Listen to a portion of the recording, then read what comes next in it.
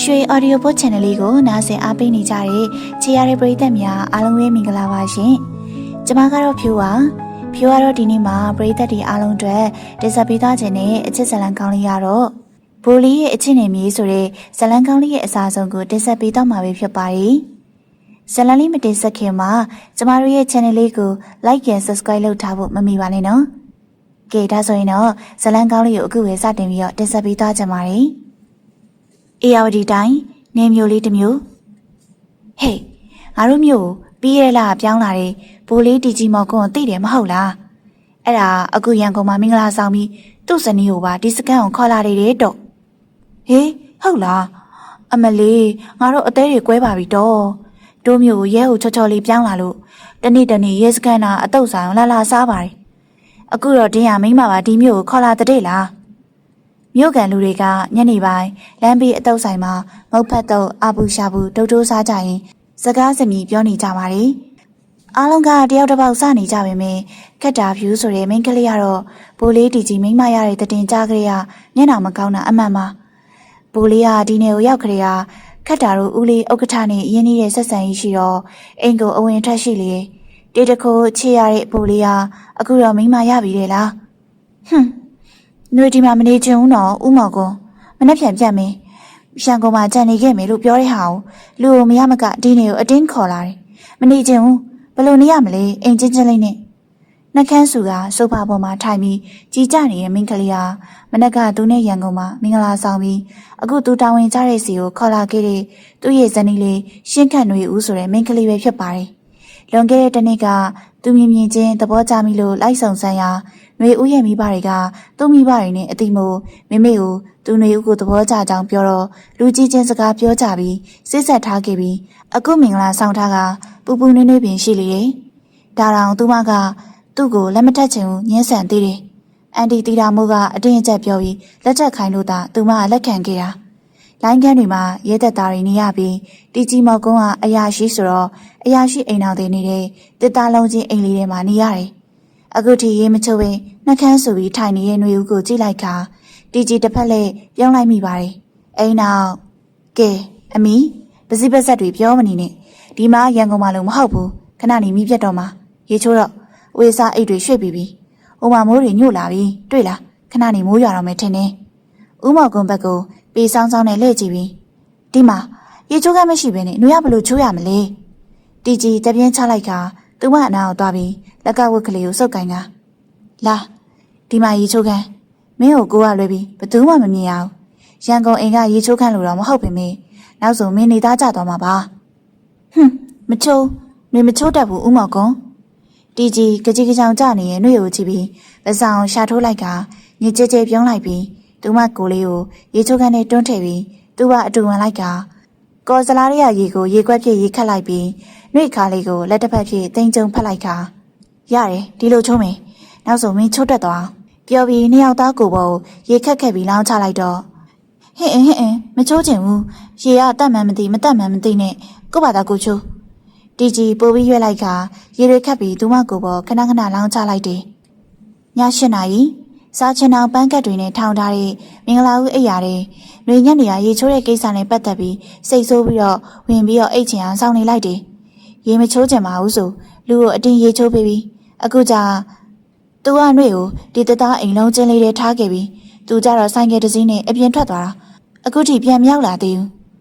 နောက်10 မိနစ်ခန့်ကြာတော့ဆိုင်ကယ်တန်ကြားလိုက်ရတဲ့အတွက်ဦးမော်ကပြန်လာပြီးဆိုတာသူမသိလိုက်ရတယ်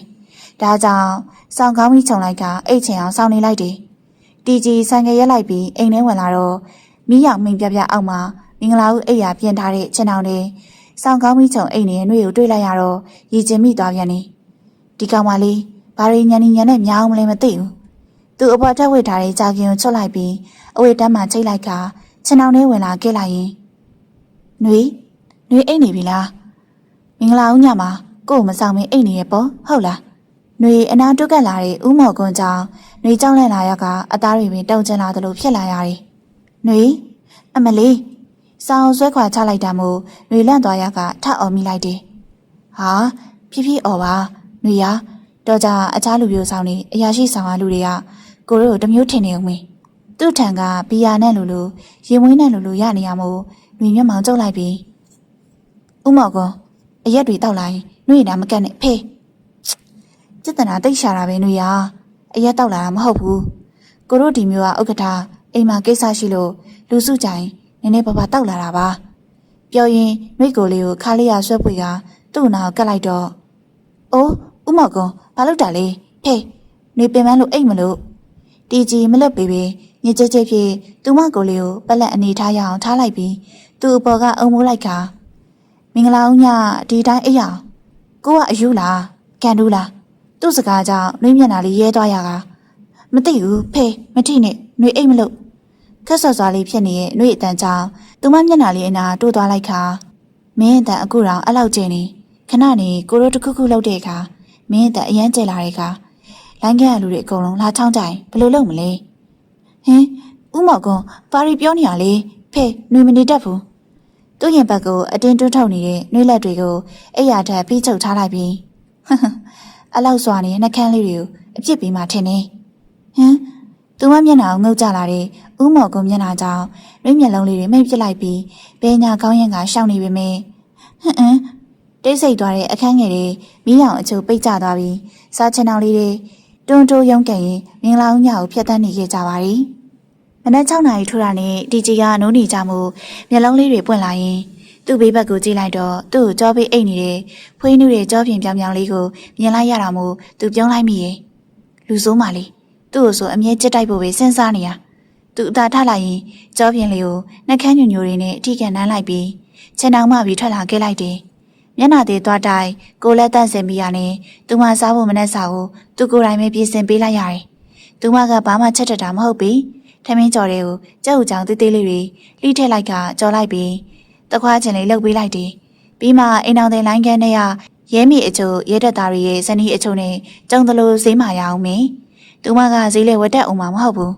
သူ့ဘဝကအခုမှလူဆိုးထိန်ုံနေမဟုတ်ဘူးခလေးဆိုးလေးကိုပါထိန်ရအောင်မင်းထမင်းကြော်ပြီးရနဲ့ဇပွဲပေါ်နှစ်ဘက်ကန်ပြင်းစင်ပြီးနာရီကိုကြည့်လိုက်တော့9 နာရီထိုးပြီမို့အခြားသောလိုင်းကန်းရဲမိတွေရဲမိမတွေကအကုန်လုံးနေကြပြီးနှွေရတော့ခုထိမနှိုးသေးတာမို့သူမအောင်နှိုးရန်သူအခန်းထဲဝင်လာခဲ့လိုက်တယ်စားချင်အောင်လေးတွေသူဝင်ထိုင်လိုက်ပြီးသူမအနာတိုးသွားတော့နှွေရအခုထိတစ်ဖက်ကိုစောင်းပြီးကွေးလေးအိတ်နေတော့ပင်သူမပခုံးဝင်းလေးကိုသူငုံနှမ်းလိုက်ပြီးသူမနာနာကတ်လိုက်ခါနှွေဦးထားတော့လေ9 နာရီကျော်နေပြီကွာကိုမနဲ့စာလောက်ထားတယ်နှွေနာနာကြားနေရတယ်အော်ရှာရှာအတန်နဲ့အတူပခုံးလေးစူးကနေဖြစ်သွားတာမို့မျက်လုံးလေးတွေအာယူဖွင့်ကြည့်လိုက်တော့ဟင်အမလေးနှွေသူ့ကိုမြင်လိုက်ရပြီသူမခန္ဓာကိုယ်မှာအဝေစားမရှိတာကိုတတိယပြီးထအော်လိုက်မိရဲ့ကိုယောက်ျားကိုတွေ့တာပဲဘာဖြစ်တာလဲနှွေရကိုကအဲ့လောက်ရုပ်ဆိုးလို့လားစောင်းဖြစ်ရင်ဘက်ကိုကလိုက်ပြီးသူ့ကိုသူမကခြံအောင်အပြင်ကိုတွန်းလွတ်ခါသွားဖဲအပြင်ထွက်နှွေအဝေစားဝတ်မလို့တီကြီးခြံအောင်လေးကအဆက်သိနေရင်သူမမျက်နှာလေးကိုကြည့်ပြီးရည်ကျင်ပက်ကြီးစိတ်ကဖြစ်ပေါ်လာပါရီညပဲမင်းနဲ့ကိုလင်းများဖြစ်ပြီလို့မင်းခန္ဓာကိုအကုန်မြင်ပြီလေဘာလို့အဲ့လောက်ရှက်နေရလဲပြောရေးဆိုရတဲ့ဥမော်ကွန်ကြောင့်နှွေရှက်လေရှက်စိတ်လဲတူလာရကခေါင်းနဲ့ကောက်ပေါက်လိုက်ရင်ကဲပါဇက်အရသာခံပြောကြအောင်ဟာတီကြီးသူမလမ်းပြလိုက်တဲ့ခေါင်းကိုအသာဖမ်းလိုက်ပြီးဟေးထတော့ကိုတို့အချိန်သိမ့်မရအောင်မနှက်စာစားပြီးတန်းစီအောင်မင်းညနာသေးကိုလည်းတန်းစင်ပြီးလာခဲ့ကိုအပြင်မှာစောင့်နေမယ်တီကြီးသူမကိုမပြရနဲ့အခန်းပြင်ကိုပြန်ထွက်လာခဲ့ပါတယ်နှွေကောင်းဝင်အဝါနုရောင်လေပိတ်လက်ရှည်လေးဝက်လာရင်ကြောလေလောက်စပင်တွေကိုဒီတိုင်းဖြန့်ချထားကမျက်နှာကိုမိတ်ကပ်ပါပါလေးလိမ့်ပြီးအခန်းပြင်ထွက်လာခဲ့တယ်။မောင်ကုတ်ကုတ်မျက်နှာပေးလေးနဲ့အခန်းထဲကထွက်လာတဲ့သူမကိုတီကြီးလှမ်းကြည့်လိုက်ပြီးဘလို့ဖြစ်ပြီးလေပိတ်လက်ရှည်ဝက်ထားရတာလေနှွေသူမကဥမော်ကိုမျက်စောင်းလေးလှမ်းထိုးလိုက်ပြီးထမင်းစပွဲမှာဝင်ထိုင်ကဘသူကဝစ်ချင်ပါလေရာတီဥထုကပူဥမော်ကွန်ကြောင့်သာဝစ်ထားရတာဘလို့ကိုကြောင့်ဟုတ်လားတီကြီးမေးလိုက်တော့သူမကလေပင်ရခြေတီးတစ်လုံးကိုဖြုတ်ပြလိုက်ပြီးတီကြီးကိုထိုးပြလိုက်ခါဒီမာလီဥမော်ကွန်ကြောင့်အရာတွေထင်ကုန်တာနှွေရဘလို့လဲဟိုက်ဝက်လို့ရမလဲဟုတ်သားပြီတီကြီးသူမလေတိုင်းဖြူးနုနုလေးထက်ကညသူပေးထားတဲ့နူးညိုကအခွက်ကလေးတွေကိုမြင်လိုက်ရတော့ဟုတ်ပါရဲ့ကိုတောင်းမှန်နေနော်ထမင်းကြော်ပူတုံးလေးစားလိုက် နေ့ကညနေကပြန်ရောက်ခရမင်းဘာမှမစားသေးဘူးဘိုက်စာနေရောပေါ့ပကံလေးကိုသူမရှိတိုးပေးလိုက်တော့ထမင်းကြော်နန်းလေးနဲ့ကြက်ဥကြောင်ကြော်အနံ့လေးကနှွေနှခေါင်းဝါကိုဝင်ရောက်လာခဲ့ပြီးဘိုက်ထဲတကြုံကြုံမြည်လာရတာမို့နှွေဘိုက်ကပိုးစားလာရကစွန်းလေးကင်ပြီးထမင်းကြော်တစုံခတ်စားလိုက်တယ်စားလို့ကောင်းလားနှွေတကယ်စားလို့ကောင်းပါလေဦးမော်ကကြက်သွန်ချင်းဘူးဘိတ်ချင်ဘူးလေးတွေထည့်ထားတဲ့ဘူးလေးတွေကိုနှွေးရှိကိုတိုးပေးလေဟုတ်ကောင်းပါလေနောက်ဆိုနှွေချက်ရမှာဟမ်စားနေရင်တီကြည့်စကားကြောင့်နှွေရစွန်းလေးကိုပြန်ချလိုက်ကမျက်လုံးဝိုင်းလေးတွေနဲ့သူ့ကိုပြန်ကြည့်ပြီးနှွေရဘလို့လို့ချက်တက်မှာလေဘာလေဦးမော်ကနှွေလည်းမထက်ချင်သေးတာကိုမြင်လက်ထပ်ဖို့မိမိစီချင်းကပ်ပြီးအခုရသွားတော့နှွေကိုခိုင်းစားချင်နေပြီပေါ့ဟုတ်လားတေးလိုက်တော့တီကြီးမော်ကွန်းရမင်းတကယ်လူဆိုးလူရစ်မာလေးကိုလက်ထပ်ထားတာပဲကွတီကြီးခေါင်းခါလိုက်ပြီးမှမဟုတ်ပါဘူးနှွေရကိုကတကယ်အလုံများတဲ့အခါကျနှွေကိုချက်မကျွေးနိုင်နှွေပိုက်စားတဲ့အခါဒုက္ခရောက်မှဆိုလို့ကိုကပြောနေတာချစ်လို့ယူထားတဲ့မိန်းမလေးကိုကခိုင်းစားစီရလားဦးမော်ကမအားတဲ့အခါကျနှွေအပြင်းဝယ်စားလိုက်မင်းနှွေကိုမချက်ခိုင်းနဲ့ဝါသနာမပါဘူးတီကြီးတက်ပြင်းချလိုက်ပြီးအပြင်းစားရမကောင်းလို့ပေါ့နှွေရေကဲကိုဒီနေ့နေဘက်ကိုလမ်းကြောင်းဆင်းစရာရှိတယ်နှွေအိမ်ထဲမှာနေလို့ပြင်းဟိုအဆောင်သွားလေလို့ရတယ်သိလားရဲသားတွေရဲ့မိန်းမတွေကိုကိုမှာထားတယ်နှွေသွားလေလို့ရတယ်မလဲချင်းနှွေမသူတို့မသိရဒါဆိုကိုမထားခင်ပြီသူတို့အာရင်နှွေကိုအဖော်လုပ်ပြီးစကားလာပြောဖို့နှွေဘာမှဆက်မပြောတော့ပဲထမင်းကြော်ကိုသာငုံစားနေလိုက်တယ်တီကြီးကထမင်းကြော်စားပြီးရနဲ့ထားလိုက်ကယူနီဖောင်းလဲလိုက်ပြီးရင်မွေးဆွတ်လိုက်တယ်နှွေထမင်းကြော်စားနေရင်မှန်နေရမြင်နေရတဲ့ဦးမော်ကွန်းရဲ့ပုံရိပ်ကိုငေးကြည့်နေမိရဲ့မြင်မာတဲ့အရက်ကြက်လက်ပြီးကျမ်းမာကြန့်ခိုင်တဲ့ခန္ဓာကိုထူထဲတဲ့မျက်ခုံးချုံမြမြနာတဲ့အောက်ကပြီးရည်တည်တတ်တဲ့တောင်ချိုးညီညီနှကန်းတွေနဲ့လေးတော်မကြတကြခက်သွယ်မျက်နှာဖြင့်တကယ်ကိုချောင်းမပြီးကြည့်ကောင်းလို့နေယောက်ျားပင်ပြီးတော့နှွေကိုလေအမြဲအလိုလိုက်တယ်နူးညံ့နဲ့ညင်သားတယ်လေးတမမနဲ့တောင်စကားပြောဘူးတာမရှိပြီသူမငင်းနေတော့တီကြီးကဒီဘက်လဲလာပြီးနှွေကိုသွားတော့မယ်နော်အကြောင်းတစ်ခုခုရှင်ကိုဖုန်းဆက်လိုက်နော်ဟုတ်ကဲ့တီကြီးသူမနှစ်ဖူးလေးကိုငုံနှမ်းလိုက်ရင်ထွက်လာခဲ့လိုက်ပါတယ်ဦးမော်ကွန်းတို့အဖေဆိုင်ကယ်ကိုစီနဲ့ထွက်သွားကြတော့နှွေပြတင်းပေါက်ကနေလန့်ကြည့်ပြီးတက်ပြင်းလေးချကရင်းနေမိသေးတယ်ဒီမျိုးလေးကတိတ်မကျေပင်ပဲမူးနီလေးစုတွေကတဆူရှိတဲ့မြို့လေးမို့တကူကြီးဖះအရှိန်နဲ့ဖះဘူးတွေတော့အတော်လာကြတာပြီ။နှွေစင်းစားလို့မရတာတခုကဥမော်ကွန်းကဒီလောက်ကိုအယံဝါဒနာပါလို့အယံသဘောကျလို့တာဝန်ထမ်းဆောင်နေတဲ့ဥစ္စာဒနာပြေဆုံးပြီးဥမော်ကွန်းမိဘတွေကရန်ကုန်နဲ့အခြားသောမြို့တွေမှာစားတောက်ဆိုင်တွေလိုက်ဖွင့်ထားတာမနေသလိုဥမော်ကွန်းအမိပိုင်းနဲ့ပိုးတဲ့ဆိုင်ကြီးဆိုအကြီးကြီးပါပဲ။နှွေအတွေးတွေလွန်နေပေမဲ့ဥမော်ကွန်းသဘောကျလာမိရင်တော့နှွေတိတ်ကိုသဘောကျပါတယ်။ဒါပေမဲ့နှွေကအရင်ကတည်းကစိုးနေနေကြမို့ဟုတ်လေညီမလေးဟင်နှွေအတွေးတွေများနေစဉ်ခေါ်တန်ကြားလို့ကြည့်လိုက်တော့နေ့လိုဝဲအပြုံးနဲ့ပြုံးပြနေရဲ့နှွေထက်အသက်နှင်းငယ်ကြီးမယ်လို့ထင်ရတဲ့အမတယောက်ကိုတွေးလိုက်ရတော့နှွေပြန်ပြုံးပြလိုက်ရင်အော်ဒီကမမနှွေကိုခေါ်လာလိုက်ရင်စုတတာပြုံးပြလိုက်ပြီးဟုတ်တယ်နှွေဦးရဲ့နာမည်ကဘိုးလေးမနက်ကမထားခဲ့လို့အဲ့ဒါမမစုကနှွေဦးပြင်းနေမှာဆိုလို့စကားလာပြောတာနှွေအောင်သွားရပြီးဥမော်ကွန်းရဲ့နှွေပေါ်ဂီယူဆိုင်မှုကိုရင်တွေကကြီးနူးသွားရတယ်ဟုတ်ကဲ့မမလာအိမ်မော်တက်ခင်နော်နှွေတကားဝင်ထားတယ်စုတတာနှွေကိုကောင်းကြီးပြုံးပြလိုက်ပြီးအိမ်မော်တက်ကိုတက်လာခဲ့လိုက်တယ်ကြည့်ပါဦးညီမလေးကချောလိုက်တာနှုတ်ဖက်နေရပဲဒါကြောင့်မမစုတို့ဘိုးလေးကတဲတဲလို့စိတ်မချဖြစ်နေတာကိုမမစုစကားကြောင့်နှွေရှက်ပြုံးလေးပြုံးလိုက်မိပြီးတော့ဘိုးလေးကမမတို့တန်းလေးအောင်မှာထားခဲ့သည်သူတို့ဒီနေ့နေမှာကြောက်ဝိုင်းလုံနေလို့လောင်းကစားဝိုင်းသွားဖမ်းရမှာမို့အိမ်ပြန်နောက်ကြခင်သူ့ဇနီးလေးဘိုက်စာနေမှာဆိုလို့ထမင်းချက်ပို့ပေးပါတဲ့ရှင်ဟုတ်ဦးမော်ကွန်းကအဲ့လိုပဲမှာခဲ့ရလားယင်ပြီးတော့မမစုကနှွေနာမည်ကိုပါသိနေတယ်ဦးမော်ကွန်းပြပြခဲ့ရလားယင်စုတတာပြုံးကြလိုက်ပြီးဟုတ်တယ်မနက်ကအစောကြီးပဲဘိုးလေးကဒီစကန်တွေကတန်းလေးရလူတွေကိုနှွေဦးနာမည်ကိုမိတ်ဆက်ပြီးစောင့်ရှောက်ဖို့မနေခဲ့တာအခုတော့မမစုကအားနေလို့ချက်ချင်းလာခဲ့တာကျန်တဲ့လူတွေချက်ပြုတ်ပြီးကြရင်တော့နှွေဦးစီကိုအလဲလာကြလိမ့်မယ်သိလားမမစုစကားကြောင့်မိသားစုဆိုတဲ့နှွေထွေးမှုတစ်ခုနှွေရရှိလိုက်တယ်လို့ခံစားရတယ်ဘိုးလေးဒီမှာ9ယောက်မိရေတီကြီးဖမ်းမိရဲ့သူတွေကိုကြည့်လိုက်တော့အသက်မပြည့်သေးတဲ့ပုံပေါ်တဲ့ကောင်လေး2ယောက်ရေအသက်20ကျော်ကောင်လေး3ယောက်ရေကိုတွေးလိုက်ရတယ်ရဲတပ်သားရဲစော်ကဖမ်းမိသူတွေကိုလက်ထိတ်ခတ်ထားတာမို့တီကြီးကောင်းကြီးပြလိုက်ပြီးမင်းတို့ကွာအသက်ငယ်ငယ်လေးတွေနဲ့ ကောင်းရကောင်းကြအောင်လှုပ်ရှားကြပါလားဟမ်အခုတော့လောင်းကစားဝိုင်းမှာဖမ်းမိရတယ်လို့မင်းတို့မိဘတွေတော့ငါတနာမိတယ်မင်းတို့အပြစ်မင်းတို့သိလားအဲ့ဒီဖမ်းမိထားတဲ့ကောင်းလေး9ယောက်ကခေါင်းတွေတွေငုတ်ထားကြလျက်ဖြစ်ဟုတ်ကဲ့ဘူလီကျွန်တော်တို့အပြစ်ရှိပါတယ်မတိလို့မိုက်ခင်မိတာပါဒီတစ်ချိန်တော့ကျွန်တော်တို့ကိုခွင့်လွှတ်ပေးပါဘူလီတီဂျီပစ္စတိုခါမှာပြန်ချိတ်ထားလိုက်ခါခါထောက်လိုက်ပြီးမင်းတို့အပြစ်အတွက်ကတော့မင်းတို့ပေးဆက်ရအောင်ပါပဲရဲစောအချုပ်ကားပေါ်တင်လိုက်တော့သူတို့ဟုတ်ကဲ့ဘူလီသူတာဝန်ကြရတဲ့မျိုးလောင်ကစားမှုပြစ်မှုရှင်းလင်းစေခြင်းနဲ့ဒါကြောင့်ရှေ့ရနမူနာအေးအေးယူပြမှာဒီကောင်နေနောက်တစ်ခါထပ်မကျိုးလွန်ရဲတော့မှာညနေဆောင်မိမို့ຫນွေရီချိုးပြရနဲ့ဥမော်ကုန်းတို့အဖွဲပြန်ဝင်လာမယ့်စိုင်ကယ်တွေကိုမျှော်နေမိရဲ့ညနေ9နာရီထိုးကနေပြီးပြန်ရောက်မလာသေးတဲ့အတွက်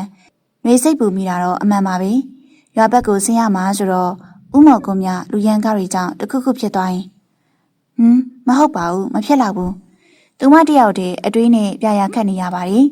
ခဏကြတော့ဥမော်ကုန်းတို့စခန်းထဲကိုအတန်းလိုက်ပြန်ဝင်လာတာမို့နှွေးမျက်နှာလေးဝင်းပသွားတယ်တီကြီးကစခန်းထဲရောက်တာနဲ့မှတ်တမ်းအချို့ကိုရုံးကပ်ပတ်ယူသွားရင်ရဲမိအချို့နဲ့စကားပြောရင်ရက်နေပါတယ်နှွေတို့နေတဲ့အိမ်လေးနဲ့ဥမော်ကုန်းဝင်သွားတဲ့ရုံးကမြင်နေရတာမို့တီကြီးရဲမိတယောက်နဲ့စကားပြောနေတာနှွေအတိုင်းသားပြတင်းပေါက်ကတွေ့နေရတာမို့စိတ်ထဲကအလုံးမကျကနှကန်းလေးဆူလာပြီးအိပ်ရတဲ့ဝင်လင်းနေလိုက်တယ်ဒီကတော့သူမနဲ့ကလေးကထွက်သွားတာညနေအထိပြန်မရောက်သေးလို့စိတ်ပူလိုက်ရတာသူကတော့အခြားမိန်းကလေးနဲ့ပြုံးလို့ရှင်လို့ယောက်ျားတွေများအတူတူပဲမရခင်သာအသေးအတန်ဖြစ်နေတာရှားပြီးသွားရင်တော့လူကိုဖုတ်လိတဲ့ငပိရှိတယ်လို့တော့မထင်တော့ဘူးနှွေဦးတကယ်ငိုချင်းစိတ်ချောင်းနှာခေါင်းတွေတောင်ဆက်ဖြည်းဖြည်းနဲ့မွန်တက်လာရတယ်ဒီကြီးကိစ္စပြီးလို့သူတို့နေတဲ့အိမ်ပန်းဆိုင်ကယ်မောင်းရင်ပြန်လာခဲ့ပြီးနှွေကိုအရင်ရောင်မမြင်ရတော့စိတ်ထဲတစ်မျိုးဖြစ်သွားရတယ်အိမ်ပေါ်တက်လာခဲ့ရင်နှွေဦးမင်းဗမာလေးသူမထူတန်မကြတော့ရင်းနေထိတ်ကနေဖြစ်သွားရပြီးအိတ်ခမ်းနဲ့သူမရှိနေမလားလို့ယူနီဖောင်းဝင်လဲအားပြီးတကားဖွင့်ဝင်လာခဲ့လိုက်တယ်နှွေသူမအလုံးဝမထူဘူးအဲ့ရတဲ့ကွေးလေးအိတ်နေတာမို့သူမနေမကောင်းလို့များလားဆိုပြီးတီကြီးစိတ်ပူသွားရကခြံအောင်နောက်အမြန်လာခဲ့ပြီးခြံအောင်ဖွင့်ပြီးဝင်လိုက်ကသူမနှစ်ဖူးလေးကိုလက်ဖြင့်ဆန်းလိုက်ပြီးနှွေခလေးနေမကောင်းလို့လားအိတ်နေရလား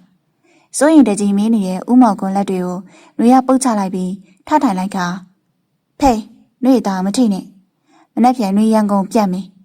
ရှင်နဲ့ဒီမှာအတူမနေနိုင်တော့ဘူးရှင်ပါတာနေချင်းတလို့နေလွတ်လပ်နေအဲ့ဒီမှာငိုထားရဲ့မျက်နှာလေးကရင်းနေရမို့တီကြီးသူမပကုံးလေးကိုပြီးဆုပ်ကန်လိုက်ခါနှွေကို့ကြည်စမ်းဘာဖြစ်လို့လဲကို့ပြပြမျက်ရည်ကြီးလေးတွေပြည့်ရှံနေတဲ့ညံဝန်းလေးတွေကသူ့ကိုတစ်ချက်ကြည့်ပြီးအကြည့်ပြန်လဲသွားတာမို့သူအလဲမခံမင်းသူမမိဖျားလေးကိုဆွဲလိုက်လိုက်ခါ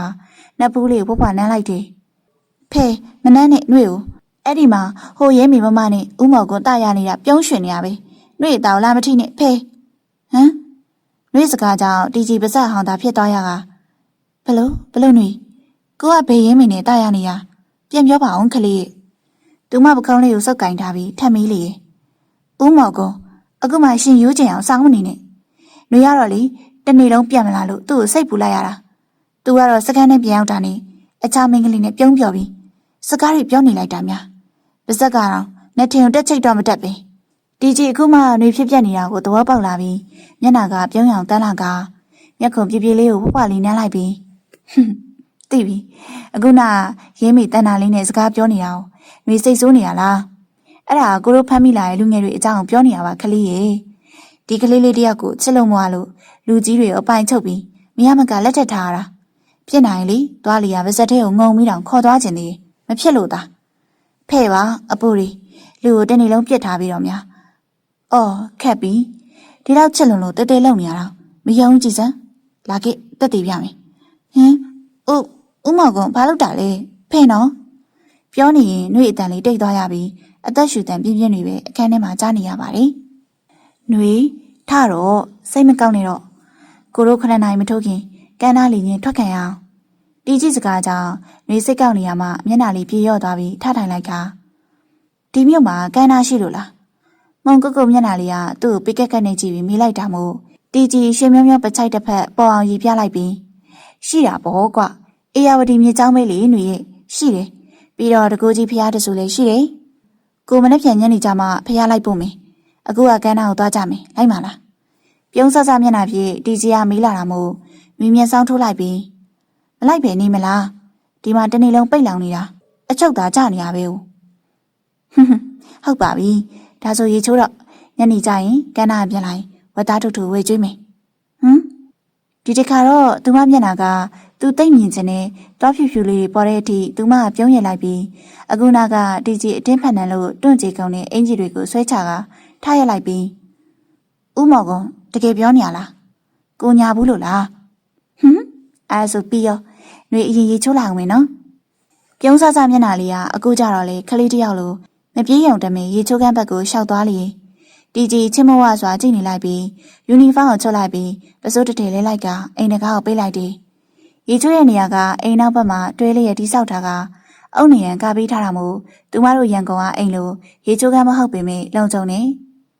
ရေပန်းလေးရှိတယ်ဒါပေမဲ့ရေထိတ်စရာကကော်စလုံးအကြီးကြီးတစ်လုံးနဲ့ကော်ပလားခွက်ရှိလေ။လူရရေချိုးရင်အေးအောင်စိန်ချိုးတတ်သူမို့ရေပန်းဖွင့်ပြီးအကြာကြီးရက်နေမိရဲ့။ထမင်းရေရှားဖို့တိတ်မတက်လို့တပတ်အဖြူတစ်ထည်ကိုရေရှားပြီးရေဆက်ရေမုံတွေအောင်ဝင်ရက်ပြီးဥမော်ကိုနှမ်းလိုက်တဲ့နှကန်းလေးတွေကိုလက်ချောင်းသွယ်လေးဖြင့်ပြန်တို့ထရင်ပြုံးလိုက်မိရဲ့။နှွေမင်းရင်နဲ့ထိတ်ကနေဖြစ်သွားရကရုတ်တရက်ရေချိုးကန်းတကားကိုဖွင့်ပြီးဝင်လာတဲ့ဥမော်ကွာအပေါ်ပိုင်းပလာချင်းလျက်အောက်ကပစိုးတထဲကိုဝတ်ထားတာတွေ့ရတယ်။တောင့်တင်ကျက်လက်တဲ့ခန္ဓာကိုယ်ကဝမ်းပိုက်ကအရစ်ထနေတဲ့ကြက်သားတွေကယောက်ျားပီတာတဲ့ကိုဟန်ကိုအထင်ရှားပြနေရမို့နှွေးမျက်နှာလေးကိုအုပ်လိုက်ပြီး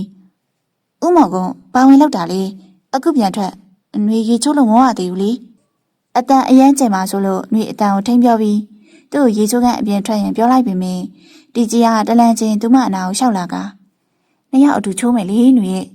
မြန်ပြီးသွားတော့ကန်းနာမြန်သွားတာပေါ့နှွေပြီးနေပြီဥမော်ကွန်ချိုးတော့နော်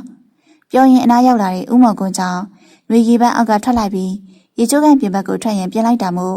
တီကြီးကသူမခါလေးကိုလက်တစ်ဖက်ဖြင့်ဆွဲဖက်လိုက်ခါသူ့ရင်ဘက်ဗလာချင်းနဲ့နှွေမျက်နှာလေးပြည့်ကတ်သွားရပြီးနှွေရဲ့နှကန်းသားအီလေးကတီကြီးရင်ဘက်ကိုပြည့်ကတ်သွားတာမို့ပူနှွေရဲ့အနားတစ်ခုကြောင့်တီကြီးသူမရဲ့ရေစက်တွေနဲ့မျက်နှာလေးကိုငုံမိုးကြည့်ရင်ခေါင်းတန်တွေမြင်လာရတယ်။နှစ်ယောက်စလုံးရဲ့အသွေးသားတွေပူနှွေးထွက်သွားရကတိတ်ဆိတ်သွားတဲ့ရေချိုးကန်းလေးတွေတဦးရင်ခုန်တန်တဦးကြားနေရတာမို့နှွေတတိပြောင်းဝင်လာပြီးဟုတ်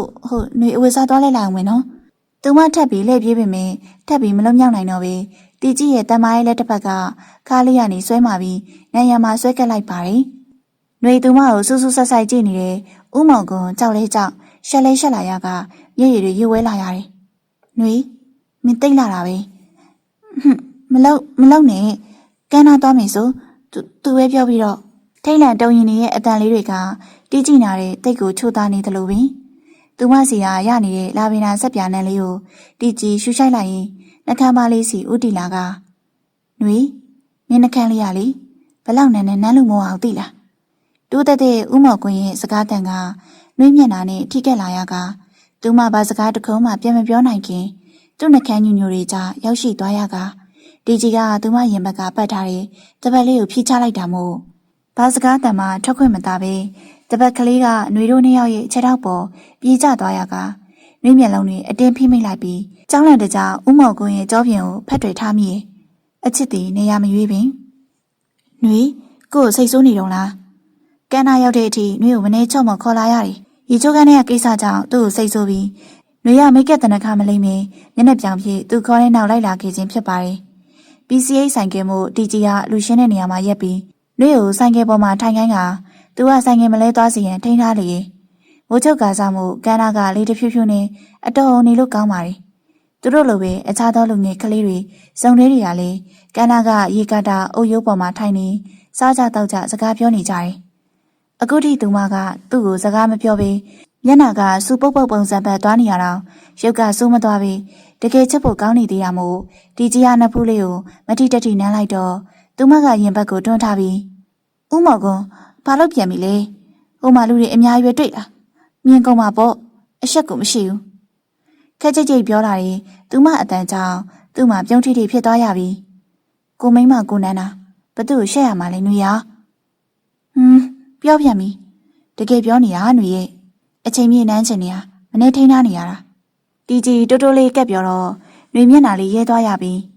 တော်ပြီပြန်တော့မင်းအခုပြန်ဖို့ပြီနှွေကိုဟောဗျာအခုနားမှာရောက်တယ် အခုပြန်တော့မလို့လားဒီမလေးတဖြူးဖြူးနဲ့နေလို့အဆင်မပြေဘူးလားကလေးရဲ့ဦးမောင်ကိုနှုတ်ဖျားကသူမကိုကလေးလို့ခေါ်တိုင်းနှွေရင်တွေကအစမတန်ခုံခုံလာရတာသူမကိုယ်တိုင်ပဲသိတယ်ဟင့်အင်းပြေပါလေနှွေပိုက်စာလို့လေအဲ့ဒါကြောင့်ပြန်မေးလို့တီကြီးချစ်မဝစွာပါးပြင်လေးကိုအသာတို့ထီရင်โอเคလာပြန်မေးကိုနှွေကိုဝတ်သားထုတ်ထုတ်လိုက်ကျွေးမယ်နော်ဟုတ်သူမကိုဆိုင်ကပေါ်တင်ပြီးသူပြန်လှည့်သွားတော့ဆိုင်ကတကားမှမစီဘူးတဲ့နှွေဟာသူ့ခါကိုလက်နှစ်ဖက်ပြေခက်ကြစ်ကြစ်ဖတ်ထားတဲ့အတွက်တီကြီးရှိရနေပြုံးလိုက်မိတကယ်ပါသွားလျာအိတ်ခက်တဲထည့်ပြီးခေါ်သွားချင်တာဒီကလေးလေးကိုနှွေတို့နှစ်ယောက်ဝတ်သားထုတ်ထုတ်စားပြီးစခန်းထဲပြန်ပြီးဆိုင်ကမောင်းဝင်လာတော့လိုင်းကန်ထဲကရဲမိတွေရဲသက်သားတွေရဲ့ဇနီးမယားအချို့ကပြတင်းပေါက်ကနေခေါင်းလေးထွက်ပြီးအားကြတဲ့မျက်လုံးလေးတွေနဲ့ကြည့်ရင်ပြုံးစီလုံနေကြပါတယ်ဟေးစုရီမနေ့ကနင်တို့ပိုလေးမိမချောချောလေးစီအလဲသွားတယ်ဆိုဘယ်နဲ့သဘောကောင်းရဲ့လားမျိုးကြီးသူဆိုတော့အထာရီပါရီကြီးကျင်ကြီးမှာပေါ့နော်အနှဲ့စကားကြောင့်စုတတာပြောရင်ခေါင်းခါလိုက်ကအထာမကြီးပါဘူးအေးငယ်ရလဲငယ်ဒီမြို့မှာအတိရလည်းမရှိသေးဆိုတော့ပိုလေးမျက်နှာတရားထင်မိလိုက်လာခဲ့တာပါသူကသဘောကောင်းတယ်လို့ချစ်ဖို့လည်းအတော်ကောင်းနေအနိကက်ကြီးမှာနှွေဦးလေးကအတော်လာတာအနှွေရဲ့စုတတာစကားကြောင့်ဆက်စုံမအေးနွေတယောက်မျက်လုံးလေးပေကလက်ဖြစ်ပြုံးစီမျက်နှာပေးဖြစ်ဟိဟိဒါဆိုတို့ပိုလေးလေးသူ့မိမငငယ်ချောချောလေးဆိုတော့အတော်ချစ်မှာနော်ငါ့အောင်နောက်နေကြပိုလေးမရှိရဲ့နေအဲ့ဒီအခန်းကိုနေအလဲခေါ်သွား၏ငါဆက်စုချင်လို့စုတတာတယောက်ပြုံးလိုက်ရင်ဆက်စုမအေးနွေကိုကြည့်ပြီးခေါင်းခါလိုက်တယ်နင်းဟာလေတိတ်ဆက်စုတာပဲအနွေရေဟိဟိအင်းတွေကပါဇက်ကလေးကိုလက်ဖြစ်အုပ်လိုက်ပြီးသဘောကျစွာရီးလိုက်မိနင်းကလေပိုလေးတို့လင်မယားကနှစ်ယောက်စလုံးချောချောလေးဆိုတော့ငါဆက်စုချင်လို့ပါဟဲ့အနွေစကားကြောင့်အစုပါရီးချင်မိရဲ့နှွေအိတ်ခါနီပိုက်ဆိုင်ကို့ပြောနော်ခေါက်ဆွဲပြုတ်ပြီးမင်းတီကြီးတို့မိုးချုပ်ခါနီကန်းနာကပြန်လာပြီးမိပွိုက်မှာဝတ်သားတုတ်တို့သွားစားကြပြီးပြန်ခါနီမီနီမတ်မှာမုတ်တွေအေးတွေခေါက်ဆွဲတုတ်တွေဘူးတွေဝင်ဝဲခဲ့တီကသူ့မိမညာကြပိုက်ဆိုင်စားဖို့တယ်လေဦးမောင်ခွန်းရဲ့အပြုတ်မူတွေကနှွေကိုအသေးစိတ်ကလေးအားစပြီးနှွေထွေးလွန်းတာမို့နှွေရင်နဲ့ကြည်နူးမိတာတော့အမှန်ပါမစားတော့ဘူးလေဦးမောင်ခွန်းကလေနှွေတို့ဝတ်သားတုတ်တို့စားလာတာလေဘယ်လိုလုပ်ပိုက်စားမှာလဲနှွေရဲ့နှက်ခမ်းလေးတွေကစကားပြောနေရင်ပိုးပြီးကြည့်လို့ကောင်းနေရမို့တီကြီးအဲ့ဒီနှက်ခမ်းလေးကိုလက်ညှိုးလေးဖြင့်အသာတုတ်ထီရင်ကလေးပိုက်တဲ့စာမှာစိုးလို့ပြောနေတာမစားတော့ဒီညနှွေရခေါင်းခါပြီးပြောလိုက်ကအဝေးစားလေးကိုထားရလိုက်တာမို့တီကြီးကခါလေးရပြန်ဆွဲချလိုက်တော့အိုးဘယ်လိုလုပ်လိုက်တာလဲဦးမော်ကုန်းဟိုမှာသူများတွေ့ကုန်တော့မှာပဲလှုပ်လိုက်ရင်အယမ်းမင်းသူ့ပောင်ပေါ်ပြစ်ချသွားတဲ့ခန္ဓာကိုယ်တွယ်လေးကိုတီကြီးအတင်းသိမ်းကျုံဖတ်လိုက်ရင်သူ့ကိုကြည့်လိုက်အပြင်ကိုကြည့်လိုက်လုံနေရင်မျက်လုံးဝိုင်းလေးတွေပွားစီအမြဲကြည့်ကြတတ်တဲ့နှက်ခမ်းဖူးဖူးလေးတွေကိုကြည့်ရင်အသေးရလာရကနှွေရဲ့ရင်းညွန့်လေးကိုသူ့နှက်ခမ်းဖြင့်ထိကက်လိုက်တာမို့နှွေတုံတက်သွားရကခြေပြားလက်ပြားတွေပင်အေးဆက်လာပြန်နေဒါကိုသိနေတဲ့တီကြီးကမျက်နှာလက်လာလေးကိုပြန်ကြည့်လိုက်ပြီးပြုံးလိုက်ကဘသူမှလည်းကိုတို့ကိုလာမကြည့်ဘူးဘသူမှလည်းမမြင်ရဘူးပြောကိုဦးမော်ကုန်းလို့ဘာလို့စင်ကခေါ်နေရလဲကလေးရေနှွေခါတိမ်လေးကိုတိမ်ကျုံဖတ်ထားတာမို့နှွေကသူ့ပောင်ပေါ်မှာထိုင်နေရပြီးသူ့နှုတ်ပြားထွက်လာတဲ့လေးငွေနှွေကနှွေလေတိုင်းနဲ့ရင်းညွန့်နာမှာမို့ရင်တွေတိမ်ခုန်နေတာဦးမော်ကွန်ကြားမှာဆိုလာပါတယ်ဟင်ဖဲ့အောင်နှွေအဝတ်စားလဲမလို့မရအောင်ကိုမေးတာကိုအရင်ဖြေမဖြေမလွတ်ပေးဘူးနော်တကယ်မနေတတ်တော့ဘူးလှုပ်အောင်လို့အဲ့ဆိုဖြေလေမဖြေရင်လဲဦးမော်ကွန်ကလှုပ်ပေးမယ်ပုံမပေါ်လို့နှွေမျက်နှာလေးရှုံးမိလာရကဦးမော်ကွန်တော့တမင်တက်လို့အနိုင်ကျင့်နေရသိလားအဲ့ဒါဦးမော်ကွန်ကနှွေထက်အသက်10နှစ်လောက်ကြီးရလीအဲ့ဒါကြောင့်ဦးမော်ကွန်လို့ခေါ်တာဘာဖြစ်လို့လဲအဲ့ဒါကိုပြဿနာရှားနေတာညနာလေးမဲ့ပြီးပြောနေတဲ့နှွေပုံစံလေးကတကယ်ကိုခလေးလေးတယောက်လိုပဲဒုက္ခပါပဲစိတ်မချလို့သူ့မှာလူကြီးတွေကိုအပူကပ်ပြီးအတင်းလက်ထက်ယူခဲ့ရတာအခုသူ့အပိုင်ဖြစ်နေကမှပိုလို့ချစ်လာရပြီပိုလို့စိတ်မချဖြစ်လာရပြန်ပြီကိုလို့ခေါ်ဦးမော်ကုန်းလို့မခေါ်နဲ့ရုတ်တရက်သူ့စကားကြောင့်နှွေတောင်အံ့ဩသွားရကဦးမော်ကုန်းမျက်နှာကိုလှည့်ကြည့်လိုက်မိနော်လို့ကိုလို့ခေါ်ဦးမော်ကုန်းလို့မခေါ်နဲ့ဦးမော်ကုန်းလို့ခေါ်ရင်တစ်ခါခေါ်ရင်ခေါ်တဲ့နှကန်းလေးကို9မိနစ်နမ်းမယ်နှစ်ခါဆိုရင်10မိနစ်3ခါဆိုဘာတွေပြောနေရလဲအရှက်မရှိတကယ်မခေါ်ဘူးလား မခေါ်ရင်တော့နမ်းပါပဲဟာခေါ်မယ်မနှမ်းနဲ့တီကြီးမျက်နှာကနှွေးမျက်နှာနာတိုးကပ်လာတာမို့နှွေကသူမမျက်နှာလေးကိုတင်းရှောင်လိုက်ရင်ပြောလိုက်ပါတယ်ဒါဆိုအခုခေါ်လေ10မိနစ်ပဲအချိန်ပေးမယ်အကြက်ကန်လိုက်တဲ့တီကြီးကိုနှွေမျက်စောင်းလေးထိုးလိုက်ရင်ရှင်ကြီးရလေရဲလို့မပြောရဘူးသိလားတကယ်ပဲကဲစက္ကန့်မှပဲလူတော့လေပြီးပြီဘလို့လေခေါ်မလားခေါ်မယ်ကိုရပြီလားဟမ်တေချာကောမကြားရဘူးဟာအဲ့ဒါတက်အနိုင်ကျင့်တာသိလားမခေါ်ရင်တော့နမ်းပါပဲဖေခေါ်မယ်အတင်းတိုးဝင်နှမ်းလာတဲ့တီကြီးကိုအတင်းတွန်းထုတ်ရင်ကိုဗျာတွေ့လားခေါ်တော့လေ तू ကစပြန်ပြီမစပါဘူးခလေးရဲ့နားထောင်လို့ကောင်းလို့ထက်ခေါ်နော်ကိုကြားချင်လို့ကြည့်အောင်ပခုံးပေါ်အပွင့်အောင်မအားမနာသူ့ကိုယ်သူလူဆိုးလေးလောက်နေနှွေသူ့ကိုကြည့်ပြီးတော့ရည်ကျင်စိတ်ကဖြစ်လာရတယ်အဲ့ဒီနောက်နှွေတစ်ခုခုတက်ထိုင်နေမိတယ်လို့ခံစားလာရတာမို့မျက်နှာလေးနီလာရကသူ့ပောင်ပေါ်ကအတင်းထမယ်လို့တော့သူကခါကိုပြန်ဆွဲထားပြီးဘာဖြစ်လို့အတင်းယုံနေရလဲမဟုတ်ဘူးနှွေအဝေးစားလေးကျင်လို့ခဏဖယ်အောင်လို့နှွေခံစားမိလားကို့ပောင်ပေါ်မှာတစ်ခုခုတက်ထိုင်မိထားတယ်လို့နှွေမျက်နှာလေးရဲရဲနေသွားရပြီအိုးလူညစ်ပတ်ကြီးဖယ်တော့မိကိုလေးကိုဆွဲပွေလိုက်ရင်ကိုမရတော့နှွေအိမ်လေးမိပိတ်သွားတာကိုမရမကကြည့်နေသူဟာအင်းတွေတယောက်ရဲ့သားဟုတ်တော့အိမ်ရမိပိတ်သွားပြီတဲ့မကြောက်ဒီပုံဆိုရင်တော့ဘူလေးတို့ကလေးနှစ်ယောက်ထင်းရတော့မယ်နှွေညီမလေးအမတို့အလဲလာမယ်နော်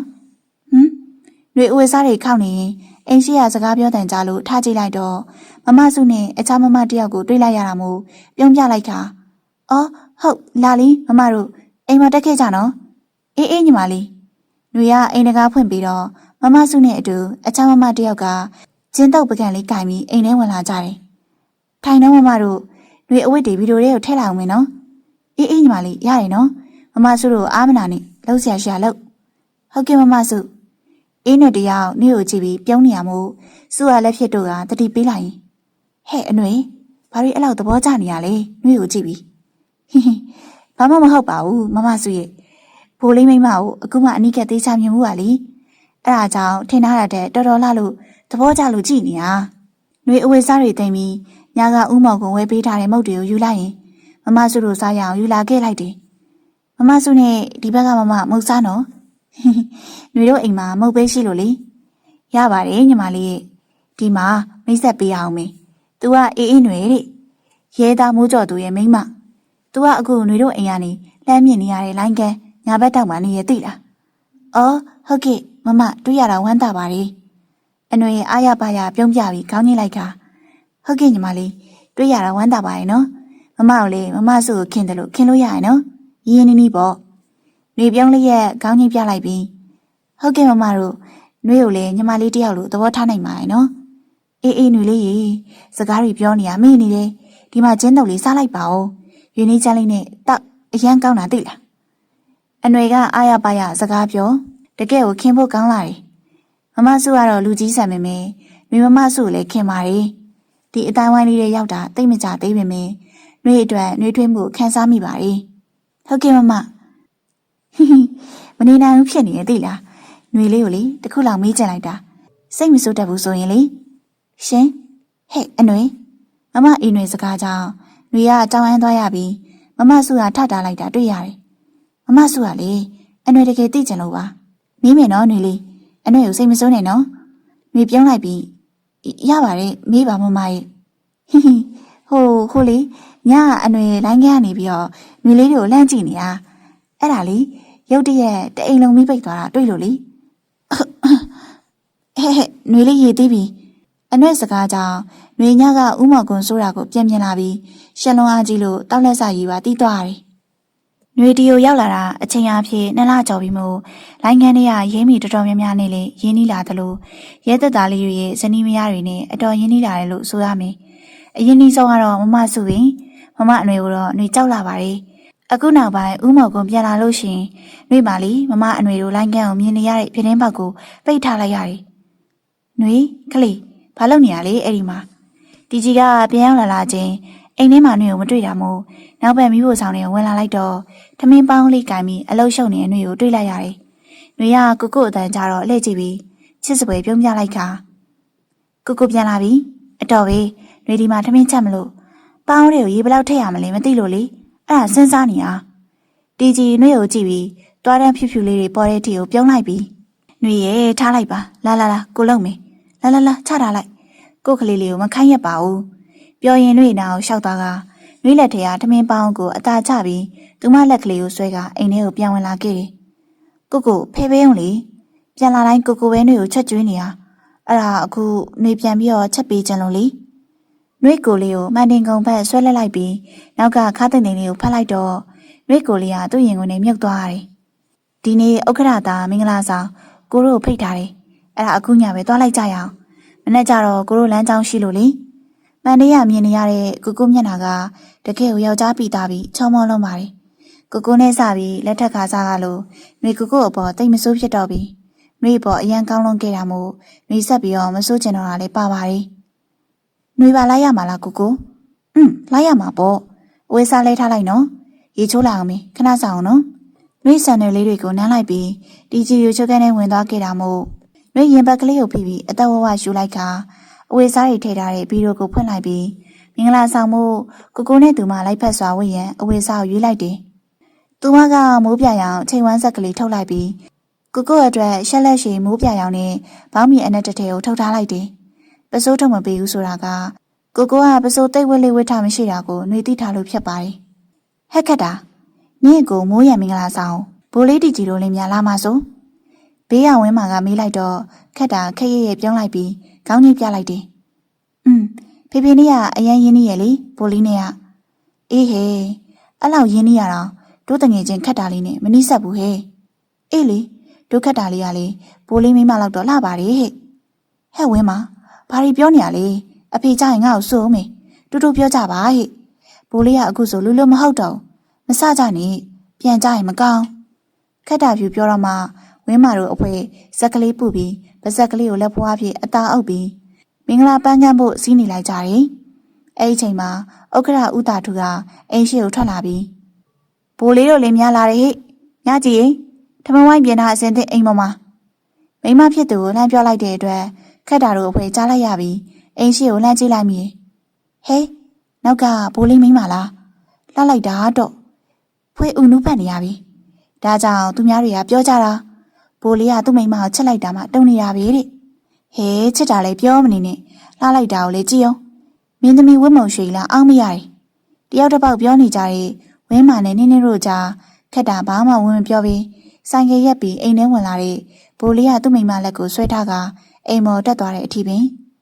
ဥတာထူကသူ့မိမမြကြီးကိုမြကြီးထမင်းဝိုင်းအစင်သင်ဖြစ်ပြီလားဟဲ့ဟုတ်ကဲ့အကောင်အစင်သင်ပါတော့အားလုံးပြီးပြီဘိုးလေးတို့ဒီကိုကြပါရှင်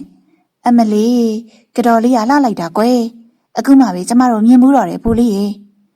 တော်မြကြီးပြောလိုက်တော့တီကြီးကသဘောကျစွာရေးလိုက်ပြီးနှွေးမျက်နှာလေးကိုကြည့်လိုက်တော့အဆက်ကြီးတဲ့သူမကမျက်နှာလေးရေးစားပြုတ်နေပါပြီကဲမြကြီးဘိုးလေးတို့ထမင်းစားပါစေဦးနေစကားများနေရနဲ့ကတော်လေးရှက်နေပြီနှွေအားနာစွာနဲ့ဥက္ခရာနဲ့တော်မြကြီးဆိုတဲ့အန်တီကိုပြုံးပြလိုက်ရင်တီကြီးအနာကက်လိုက်ခါကိုလက္ခဏာလောက်အောင်လေဒီမှာလက်တွေရွှေ့ပြန်နေပြီသူမကပ်ပြောတော့တီကြီးကပြုံးလိုက်ပြီးရှေ့ရစပွဲပေါ်ကတီရှူးတစ်ရက်ကိုယူလိုက်ခါသူစုပ်ကင်ထားတဲ့လက်ချောင်းတွေဖြူဖြူလေးတွေကိုဖြန့်လိုက်ခါချွေးတုပ်ပေးလိုက်တော့သူတို့ကိုကြည့်နေတဲ့မိန်းကလေးတစ်တိုက်ကဟင်းဟဲဖြစ်ကုန်ကြကအားကြမှုအပေါင်းတထောင်ဖြစ်ကုန်ကြလေတယ်ကိုလုံးရဲ့ကြောင့်နှွေမင်္ဂလာဆောင်အိမ်ကလူတွေကိုမျက်နှာပူသွားရကကိုဘာလုပ်တာလဲဖေတော့ဟိုမှာလူတွေကြည့်ကုန်ကြပြီနှွေပြောတော့မှတီကြီးကလူတွေကိုတစ်ချက်ဝေ့ကြည့်လိုက်ပြီးသူမနာကတ်လိုက်ခါဘာဖြစ်လို့လဲကိုမိမလွင်ဘသူ့မှဂီးမဆိုင်ပါဘူးအခုတောင်ကိုကချက်ချင်းထပြန်ကျင်နေရမင်္ဂလာဆောင်အိမ်ထဲကလူတွေကိုမိမဝိုင်းကြည့်နေကြတာခါကြတန်းထုတ်ပြီးမျက်လုံးတွေကိုဖောက်ထုတ်ပစ်ချင်နေရဟဲကိုတိုးတိုးကပ်ပြောတဲ့ကိုစကားကြောင့်နှွေမျက်လုံးလေးဝိုင်းသွားရတယ်အဲ့ဒီခါမှာတီကြီးကဟက်ခနဲ့ရေးချလိုက်တယ်ဟုတ်တယ်သူအိမ်ထဲဝင်လာကြရသူ့မိမကိုကြည့်နေတဲ့ကောင်းလေးမျက်လုံးကိုဖောက်ပစ်ချင်မိရတကယ်ပါဘိုးလေးတို့ထမင်းစားကြတော့လေဟင်းနေဘူးတော့ဥတာထူကဝင်ထိုင်လေးရဲ့ပြောလီတာမို့တီကြီးပြုံးလိုက်ပြီးဟုတ်ကဲ့ဥက္ခရာရရင်နော်ကျွန်တော်တို့ကအရေးမကြီးဘူးဥက္ခရာလုံးဆရာရှိရလုံးနော်အာမနာနဲ့ဟုတ်ကဲ့ပါဘိုးလေးကြော်လေးစနော် အားမနာနဲ့အစင်မပြေရရှိရင်လည်းပြောပါဗျ။ဥက္ကဋ္ဌကပြောတာကိုຫນွေကကောင်းကြီးလေးရဲ့ပြုံးပြလိုက်ပြီး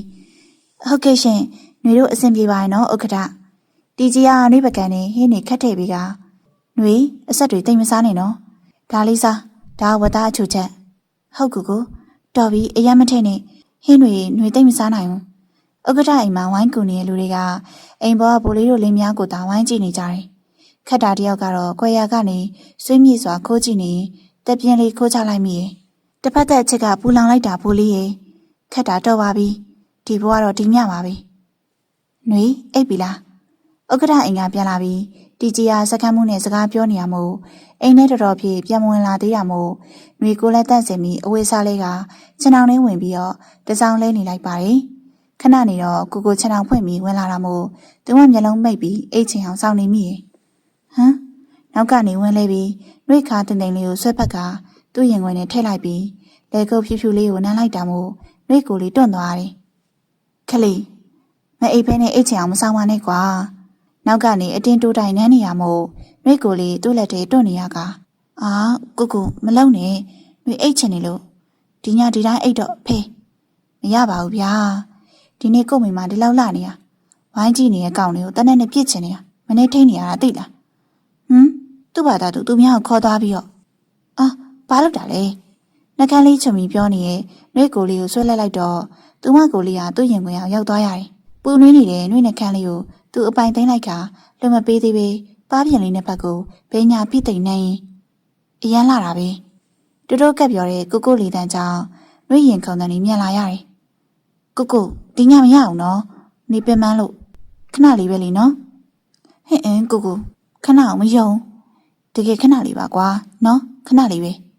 နှွေကိုပေါ်စီးမိုးထားတဲ့ကိုမျက်နှာကဒီညကျမှပိုကြည့်ကောင်းပြီးချောမောနေသလိုပင်နော်လို့ခဏလေးကိုမိမအရန်လာနေလို့ဒီညစိတ်ထင်းလို့မရအောင်ဖြစ်နေရဲ့တကယ်ခဏပဲနော်ခဏပဲပြီးရောဘိုးလေးဒီနေ့ကျွန်တော်တို့အဖွဲ့ရဲ့မျှော်စင်ကျွန်းဘက်ကလူတက်မှုကိုစစ်ဆေးဖို့ဆင်းရမယ်ထင်တယ်တီကြီးလက်ထက်ရဖိုင်တွဲကိုအသေးချာလန့်ကြည့်နေတာ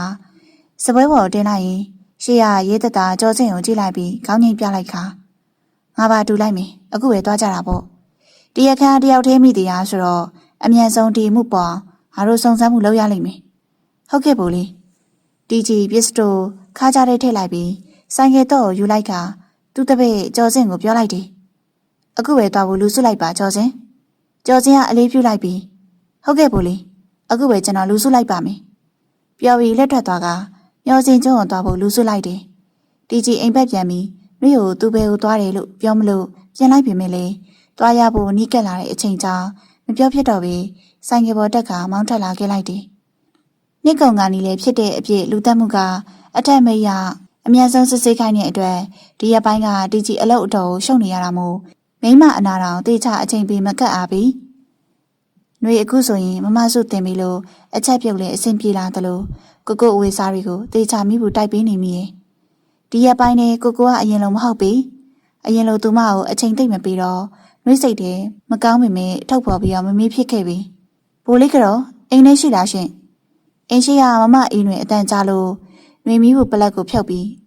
အိမ်ရှိကိုထွက်လာခဲ့လိုက်တယ်ဟင်မမအိမ်တွင်အိမ်ထဲလာလေလာဒီမှာထိုင်မမစုမပါဘူးလားဒီတခါအင်းတွေကနှွေကိုပြုံးပြလိုက်ပြီးဒါဆိုအနေဝင်လာခဲ့မယ်နော်ပြင်းလို့စကားလေးပါလေးပြောရအောင်ကြော်လေးစီလာခဲ့တာမမစုကတော့ခလေးချောင်းကိစ္စအတွက်အပြင်သွားလို့ပါမလာဘူးဟုတ်ကဲ့မမအင်းတွေလာခဲ့နော်အထဲကိုနှွေကိုကြော်လေးလို့မခေါ်ပါနဲ့မမအင်းတွေရေအရင်လိုပဲပေါ့ပေါ့ပါပါခေါ်ပါပြောပါနော်ရပါတယ်အင်းတွေကရီလေးရဲ့ကောင်းခါလိုက်ပြီးထိုင်ကုန်မှဝင်ထိုင်လိုက်ခါမလောက်ပါနဲ့ကြော်လေးရေဟိုတခါအဲ့လိုခေါ်တာဘိုးလေးကြသွားလို့အနှွေအဆုခံရသေးတယ်ကြော်လေးကိုမလေးမစားဆက်ဆံလို့တဲ့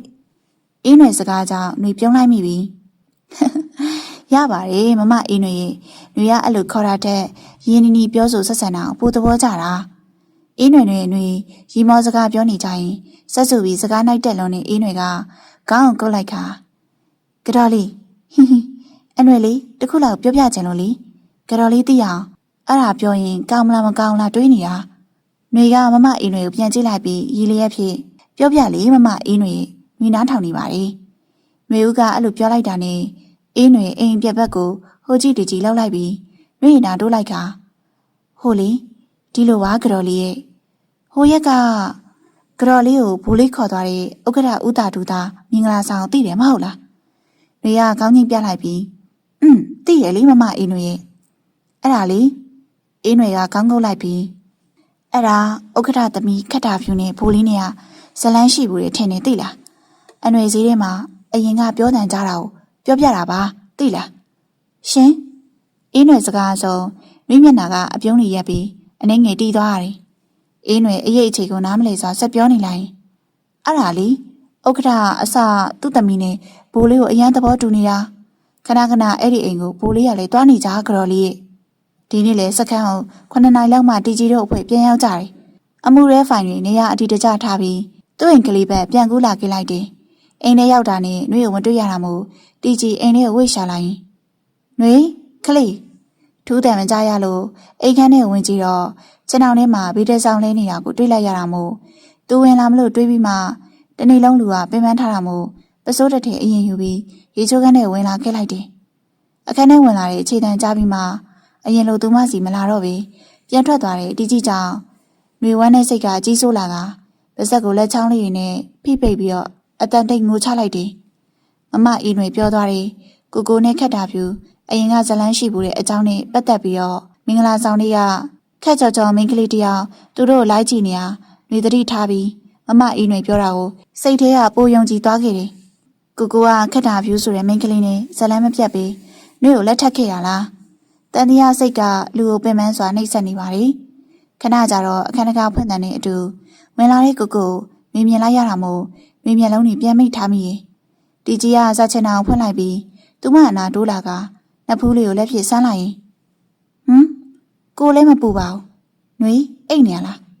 သူမထံကဘာတမ်းမှထွက်မလာလို့သူညီကြဲကြဲပြောင်းလိုက်ပြီးနဖူးလေးကိုငုံနှမ်းကအိတ်ချင်အောင်စာမဏီနဲ့နော်ခလေးလေးညွေဆက်ပြီးတီးမခံနိုင်တော့ပဲတီကြီးရင်ဘက်ကိုလက်ဖြစ်တွန်းလိုက်ကဖဲရှင်နှွေအတော်လာမထိနဲ့ရုတ်တရက်ကြားလိုက်ရတဲ့နှွေအတန်ကြောင့်နှွေစကားကြောင့်တီကြီးပါဇက်အဟောင်းသာဖြစ်သွားရပြီနှွေခလေးဘာဖြစ်လို့လဲဒီဘက်ခဏလေးဘာလို့လူမကြဖြစ်နေရတော့ခလေးကို့ပြောပြသူမကိုလေးကိုသူ့ဘက်အတင်းဆွဲလှည့်ပြီးမင်းနေပေမယ့်နှွေကလုံးဝမလှည့်ပဲသူ့လက်တွေကိုဖဲချရုံးကန်နေရမို့တီကြီးမျက်မှောင်ကျုပ်လိုက်ခါနှွေဒီဘက်လက်ကို့ကြည့်ဘာဖြစ်နေရဆိုတာကို့ပြောပြအဲ့လိုပြောပြမှကိုကသိမှာပေါ့ခလေးရဲ့ဖဲနှွေအသားမထိနဲ့ဒီညနှွေနဲ့လည်းလာမအိတ်နဲ့ကို့ဘာသာကိုအပြစ်မအိတ်အပြားကတုံရင်သွားတဲ့နှွေအတန်လေးကြောင့်တီကြီးသူ့ကိုယ်လေးကိုအတင်းသိမ်းကြုံဖတ်လိုက်ခါဘာတွေပြောနေရလဲကွာကိုကဘလို့လို့နှွေနဲ့ခွဲအိတ်နိုင်မှာလဲဘာဖြစ်လို့လဲကို့ပြောကိုသိလေနှွေကဘာလို့ပြောရမှာလဲရှင့်အစာအောင်နဲ့ရှင်ပြန်ဆက်သွယ်နေတာဘလို့နှွေကိုကဘယ်ကအစာအောင်နဲ့ဆက်သွယ်ရတော့သူမပြောမှတီကြီးမတော့ပြီးချာလေးမူးသွားရတယ်နှွေသူမကိုဖတ်ထားတဲ့တီကြီးလက်တွေကိုအတင်းဆွဲပဲဖြုတ်ချနေပေမယ့်မြဲမြံတဲ့လက်တွေကနင်းနေမှအာရုံမသွားပြီနှွေကို့ပြောပြဘာလို့စိတ်ကောက်နေရလဲနှွေပြောပြမှကိုသိမှာပေါ့ခလေးရဲ့တီကြီးအသေးအတန်ရုံးဖယ်နေရင်သူမကိုဖတ်ထားတဲ့သူ့လက်တွေကိုအတင်းဖြုတ်ချနေရင်သူမအင်အားလေးကမပြောပြတော့ပေမယ့်သူကနာပြေရောက်ပေးလိုက်တာကသူမစိတ်ချင်တာအောင်ဖြစ်ပါတယ်နှွေခန္ဓာကိုယ်လေးကိုသူနဲ့မျက်နှာချင်းဆိုင်ဖြစ်အောင်ဆွဲမလိုက်ပြီးမြေးပြားလေးကိုပင့်ခိုင်းတော့သူမကသူ့လက်တွေကိုထပ်မံလို့ပုတ်ချလိုက်ရင်ရှင်ဒီမှာအိမ်နှွေအပြင်ထွက်အိမ်မယ်ဖဲဟာနှွေဖဲလွတ်နော်သူများသမီးကိုမရမကလက်ထက်ယူထားပြီးအဆက်ဟောင်းစီစိတ်ရောက်နေတဲ့လူနဲ့နှွေဆက်ပြီးတော့မနေနိုင်မနေ့ပြန်ရန်ကုန်ပြန်မယ်နှွေရခလေးလည်းမဟုတ်ဖ ೇನೆ ဖေးကပောက်ကရစကားတွေကြားပြီးကိုယောက်ျားလာဆွဆွေနေရလေဒီမှာကိုပြောတာကိုတေချာနားထောင်ခလေးရဲ့တီကြီးဘဝကလည်းလူဆိုးလူကောင်းအကုန်ခက်ပြပြတင်းတင်းကိုင်ရွယ်အုပ်ချုပ်စီမံနိုင်ပေမဲ့လေဒီဇနီးငယ်လေးနဲ့ကြမှာ9ပါးအောင်မောက်နေရောပါပဲသူပြောတော့သူမကဘာမှဆက်မပြောပဲနားထောင်နေတဲ့ပုံစံဖြင့်ငြိမ်သက်နေပါတယ်ကိုဘဝမှာဘယ်အဆက်ဟောင်းမှလည်းမရှိဘူးအဆက်တည်းလည်းမရှိဘူးနှွေကိုဘသူကပောက်ကရလာပြောရလဲကိုကိုပြောအပြစ်ကိုပေးပြအောင်မယ်ငါမိမကိုတမင်စိတ်ညစ်အောင်လို့ဒီမှာတာဝန်နေနဲ့တနေ့အားရတယ်မရှိဘူးခမည်းလေးကိုတော့အချိန်အပြည့်ဝမပေးရလို့ကိုအပြစ်တင်နေရဘဲကအဆက်ဟောင်းကပါလာတာလေနှွေမျက်မှောင်လေးကျုပ်လိုက်ပြီးဒီမှာဥတီချင်းမော်ကွန်ရှင်သူများကိုပတ်ရမ်းမနေနဲ့ပုတ်လို့ပေါ်တာတိလား ရှင်အခုလိုဘသူပြောရလဲလို့မေးလိုက်ခဲ့ရရှင့်မနွေနဲ့လည်းမတက်ခင်ကဇလန်းတွေမပြီးမပြတ်တာရှိသေးလို့နေမှာပေါ့တေးပြီးတော့ဒီကြီးမော်ကုန်းသူနှစ်ဖူးသူပြန်ရဲလိုက်ရင်စိတ်ထဲကပြောလိုက်မိရောတယ်ကို့မှာဘာဇလန်းမှမရှိခဲ့ပါဘူးနွေရဲ့ရန်ကုန်ခွင့်ရတော့ပြန်တော့မင်းကိုစတွေ့ပြီအဲ့ဒီမှာအသေးတန်လိုချင်လုံးလို့မရမကမိမိကိုနှစ်ဖူးနှစ်ဆလောက်ခဲ့တာပဲရှိပါတယ်နွေရဲ့မယုံရင်ကိုကြိမ်ပြောသူကြိမ်ပြောမယ်ပြောတော့နွေလက်ချောင်းလေးတွေကအလင်းမြန်စွာတိကျနှက်ခမ်းညူညိုတွေပေါ်တင်ပြီးမဟုတ်ရင်မဟုတ်ဘူးပေါ့ဘသူကကြိမ်ပြောခိုင်းနေလို့လေသူမကသူ့ကိုပေါ့အစိုးနေပေမဲ့တီကြီးမြင်နေရတဲ့သူမရဲ့နှလုံးသားကအဲ့လိုဖြစ်တာမို့ကြည်နိုးစွာတီကြီးပြောင်းလိုက်ရင်မိခန္ဓာကိုယ်လေးပေါ့ခါလေးရနေဆွဲမှာကပေါင်ပေါ်တင်လိုက်ရင်သူမရဲ့မွေးရနဲ့ထုံသင်းနဲ့ရင်းညွန့်လေးမှာမျက်နှာလေးကတ်ထားမိရင်ပြီးနောက်ຫນွေရကိုမယုံကြည်ဘူးလားပြောလေခလေးရဲ့ကိုဘွားမှာပထမဆုံးလဲမင်းပဲနောက်ဆုံးလဲမင်းပဲကျန်တာဘယ်သူမှမရှိသလိုဘယ်သူနဲ့မှလည်းမပတ်သက်ဘူးအဲ့ဒါကိုယုံလားသူမဘာစကားမှပြန်မပြောဘဲနှုတ်ဆက်နေလိုက်ပါတယ်တီကြီးကသူမနှုတ်ဆက်နေတာကိုအသေးရလာရတာမို့ရင်ညွတ်ဖြူဖြူလေးကိုတိုးတိုင်နှမ်းရှိုက်သွားလျာလေတံဖြူဖြူလေးအထိအနမ်းတွေနဲ့ချစ်လာသည့်တိုင်သူမကမယုံမင်းသူ့လေတိုင်ကိုပြန်လဲဖတ်တယ်ထားတာမို့သူမစိတ်ကောက်ပြေးသွားပြီမှန်သူခမ်းမလိုက်မိပါတယ်အရင်ချစ်တာပဲခလေးရဲ့တိုးတက်တဲ့အတန်ကခက်တူတူဆိုပေမဲ့နှွေနှလုံးသားထဲမှာတော့တုန်ခါမြည်သွားသလိုပင်နှွေလဲရှက်ရှက်နဲ့သူ့ရင်ဝင်နဲ့ခေါင်းလေးတိုးဝင်နေခဲ့မိပါတယ်စုတရာစုအဝတ်တွေထောက်လန်းနေတော့ဘိုးလေးခေါ်တန်းကြားတာမို့လှည့်ကြည့်လိုက်ပြီးဟုတ်ကဲ့ဘိုးလေးတီကြီးကအပြင်သွားကနေယူနီဖောင်းဖြည့်ခက်မက်မက်ရက်နေလေးရဲ့ဖြည့်ကျွန်တော်စုတရာကိုပြောစရာရှိသလိုအကူကြီးတောင်းစရာလေးရှိလို့ပါဘိုးလေးကသူ့မိန်းမနဲ့တာပြုံးပြုံးရွှင်ရွှင်မြင်ရတာအခြားသူတွေနဲ့ဆိုနာမည်နဲ့လိုက်အောင်ကိုတီတီကြီးကြီးနေတက်လွန်နေဟုတ်ကဲ့ပြောပါဘိုးလေးကျမနားထောင်နေပါလေတီကြီးဘေဘီကိုတစ်ချက်ကြည့်လိုက်ပြီးခေါင်းငင်းလိုက်ခါကျွန်တော်မိန်းမကိုဒီစကန်နဲ့ကမိန်းကလေးတယောက်ကစိတ်နှောက်ယှက်ဖြစ်စီမဲ့စကားတွေပြောထားဝင်ရတယ်ရှင်ဘိုးလေးစကားကြောင့်စုရုတ်တရက်ပြင်းပြင်းလိုက်မိတာကအင်းတွေကိုပင်အင်းတွေကပင်ကိုစရင်ကောင်းမိမယ်လေသူမကဆက်စုတက်တဲ့စိတ်နေရာတကာဟိုဆက်ဆက်ဒီဆက်ဆက်ဝင်ပါတတ်တဲ့အကျင့်လေးရရှိနေသေးရဲ့လေကျန်တဲ့ရွေချက်ကတော့အင်းတွေမှာမရှိတော့ဘူးလို့စုထင်မိရဲ့အဲ့ဒါစုတရာကိုပဲကျွန်တော်အကူကြီးတောင်းပြရစီကျွန်တော်မိန်းမအသက်အရွယ်အားဖြင့်လည်းငယ်သေးရဲ့သူ့မှာကျွန်တော်မျက်နှာကြောင့်တယောက်တည်းလိုက်နေရတာဒီလိုစကားတွေသူကြားရတော့စိတ်ထဲအားငယ်မှုတွေကျွန်တော်အပေါ်တန်တရားတွေဝင်လာရင်သူစိတ်ထိခိုက်ရတာပေါ့ပြီးတော့အဲ့လိုမဟုတ်မမှန်သတင်းတွေအတင်းတွေကကျွန်တော်တိတ်ခါကိုလေကြားစီတယ်ဒီစကန်ထဲမှာအဲ့လိုမျိုးပေါက်ကြီးရလေးစေပြောတတ်တဲ့သူကများများဆဆမရှိပါဘူးစုတတာလည်းသိမှာပါဘယ်သူဘဝဆိုတာကျွန်တော်အနေနဲ့ဒီတခါတော့ထုတ်ပေါ်ပြောပြီးအပြစ်မပေးချင်ဘူးကျွန်တော်မိန်းမစိတ်ထိခိုက်စေမယ့်အရာစိတ်နှောက်ဖြစ်စေမယ့်အရာတွေကိုကျွန်တော်မိန်းမစီတည်ဆောင်မလားစေချင်ဘိုးလေးပြောတဲ့စကားတွေဘသူ့ကိုရည်ရွယ်ပြီးတော့ပြောနေတယ်ဆိုတာစုတတာလည်းသိနေရမို့ဟုတ်ကဲ့ပါဘိုးလေးနောက်ထပ်ဒါမျိုးမဖြစ်ရအောင်ကျမစုံစမ်းပြီးတော့တားမြစ်ပေးပါမယ်တီကြီးလက်ကနာရီကိုတစ်ချက်ကြည့်လိုက်ပြီးခေါင်းငိမ့်လိုက်ကောင်းပါပြီကျွန်တော်အပြင်သွားရမှာမို့ဒီလောက်ပါပဲဟုတ်ကဲ့ဘိုးလေးလက်ထွက်သွားတာနဲ့စုတတာကောင်းခါလိုက်ပြီးအေးຫນွေရေနေရတော့ပြဿနာကိုမိမွေးမရှာရမပြီးဘူးနော်ငါလည်းစိတ်ညစ်ပါတယ်ဟဲ့ဟိုကသူ့မိန်းမကိုတဲတဲလောက်နေတာအေးຫນွေမှာဘာကိုတောင်းဝင်လိုက်လဲမသိဘူးဟာသွားမေးဦးမຫນွေလေးစီကိုတကယ်ခက်ပါရဲ့ຫນွေလေးရေမမစုအိမ်ထဲဝင်လာမယ်နော်စုတတာအိမ်ရှိကအတန်ပေးရင်ဝင်လာတော့ຫນွေဖုန်းလေးကိုအသာချရင်အိမ်ရှိထွက်လာကဟုတ်ကဲ့မမစုလာအထဲဝင်လာခဲ့နော်အေးຫນွေလေးရေဝင်လာပြီစုတတာအိမ်ထဲဝင်လာတော့နောက်ကအေးຫນွေလေးကပ်ပြီးပါလာတာမို့ຫນွေပြုံးပြလိုက်ပြီးအော်မမအေးຫນွေလေးပါလာတာပဲလာဒီမှာထိုင်ကြနော်သူ့ပြင်းတဲ့သူမို့အေးຫນွေတယောက်ခေါင်းလေးငုတ်ခါခက်ကုတ်ကုတ်နဲ့စုတတာအနာဝင်ထိုင်လိုက်ရင်ຫນွေလေးကိုမချိပြုံးလေးပြုံးပြလိုက်ပါတယ်သုံးယောက်သားမျက်နှာချင်းဆိုင်ထိုင်လိုက်ကြပြီးຫນွေကတော့ပုံမှန်ပကတိမျက်နှာလေးကကြည်လင်နေပေမဲ့အေးຫນွေကတော့စုတတာဆူထားလို့မျက်နှာတိတ်မကောင်းပြီကဲຫນွေလေးရေအရင်ဆုံးမမစုပြောအောင်မယ်ကွယ်ຫນွေလေးကိုအသက်အရွယ်အားဖြင့်မမစုထက်အများကြီးငယ်လို့သာຫນွေလေးလို့ခေါ်နေရတကယ်ကဘိုးလေးကတော့မလေးစားရရောက်တာမမစုတို့သိပါတယ်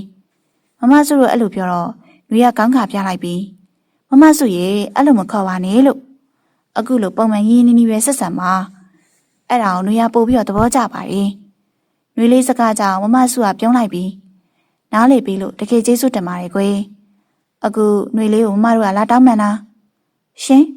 မမစုစကားကြောင့်နှွေးမျက်လုံးလေးဝိုင်းသွားရပြီးနားမလည်သလိုဖြစ်သွားခဲ့ရတယ်ကဲအຫນွေစုတတာအေးຫນွေကိုလှည့်ကြည့်ပြီးခေါင်းငိတ်ပြလိုက်တော့အေးຫນွေကຫນွေလေးကိုမျက်နှာညွန့်ညွန့်လေးနဲ့ကြည့်ပြီးကတော်လေးရေအရင်ဆုံးအຫນွေတောင်းမှန်ပါရဲ့နော်ရှင်မမအေးຫນွေဘာအတွက်လဲຫນွေနားမလည်ဘူးဖြစ်နေຫນွေသူတို့နှစ်ယောက်ကိုကြည့်ပြီးတကယ်ကိုနားမလည်တာမို့မေးလိုက်မိစုတတာအဲ့ဒီကစပြီးဒီလိုຫນွေလေးရေအຫນွေကဟိုးနေရຫນွေလေးကိုအပြင်ကကြားတဲ့ပောက်ကရစကားတွေပြောခဲ့တယ်မဟုတ်လားအဲ့ဒါလေတကယ်ကဘိုးလေးကဥက္ကဋ္ဌသမီးနဲ့ဘာဇလန်းမှမရှိဘူးဥက္ကဋ္ဌသမီးနဲ့မှမဟုတ်ဘူးဒီမျိုးကဘယ်မင်းကလေးနဲ့မှဇလန်းမရှိပါဘူးတချို့လူတွေကဒီလိုပဲစကြနောက်ကြရင်အေးຫນွေကဈေးတွေကသူများတွေပြောတာကြားလာပြီးတော့ຫນွေလေးကိုပြောပြတာပါမမစုတတာပြောတော့မှပဲຫນွေသဘောပေါက်သွားရပြီးသွားဖြူဖြူလေးပေါ်တဲ့ထီကြီးပြလိုက်ပြီးမမစုရဲ့ဘာများလဲလို့အဲ့ဒါတွေကအရေးမကြီးတော့ပါဘူးຫນွေကိုယုံပါတယ်ကိုကအဲ့လိုယောက်ျားမျိုးမဟုတ်ဘူးဆိုတာကိုလေຫນွေကယုံကြည်ပြီးသားပါຫນွေကပြုံးပြုံးရှင်ရှင်စကားပြောတော့မှအေးຫນွေမျက်နှာလေးပြန်လန်းလာပြီးမမစုကိုတစ်ချက်ကြည့်လိုက်ကတော်လေးရေအຫນွေတကယ်တောင်းမှန်ပါရဲ့နော်ဘိုးလေးနဲ့ကတော်လေးကိုပြဿနာတက်ပါစေဆိုတဲ့စိတ်နဲ့ပြောတာမဟုတ်ပါဘူးနော်တကယ်အပြင်ကသူများပြောတာကြားလို့ပြောမိတာပါနောက်ဆိုအຫນွေဆင်ကျင်ပါမယ်နော်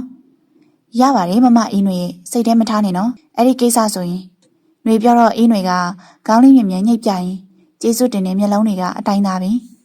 ຫນွေပြီးပြီလားသွားရအောင်လေဖျားတကားမပိတ်ခင်ဟုတ်ကဲ့ပြီးပြီကို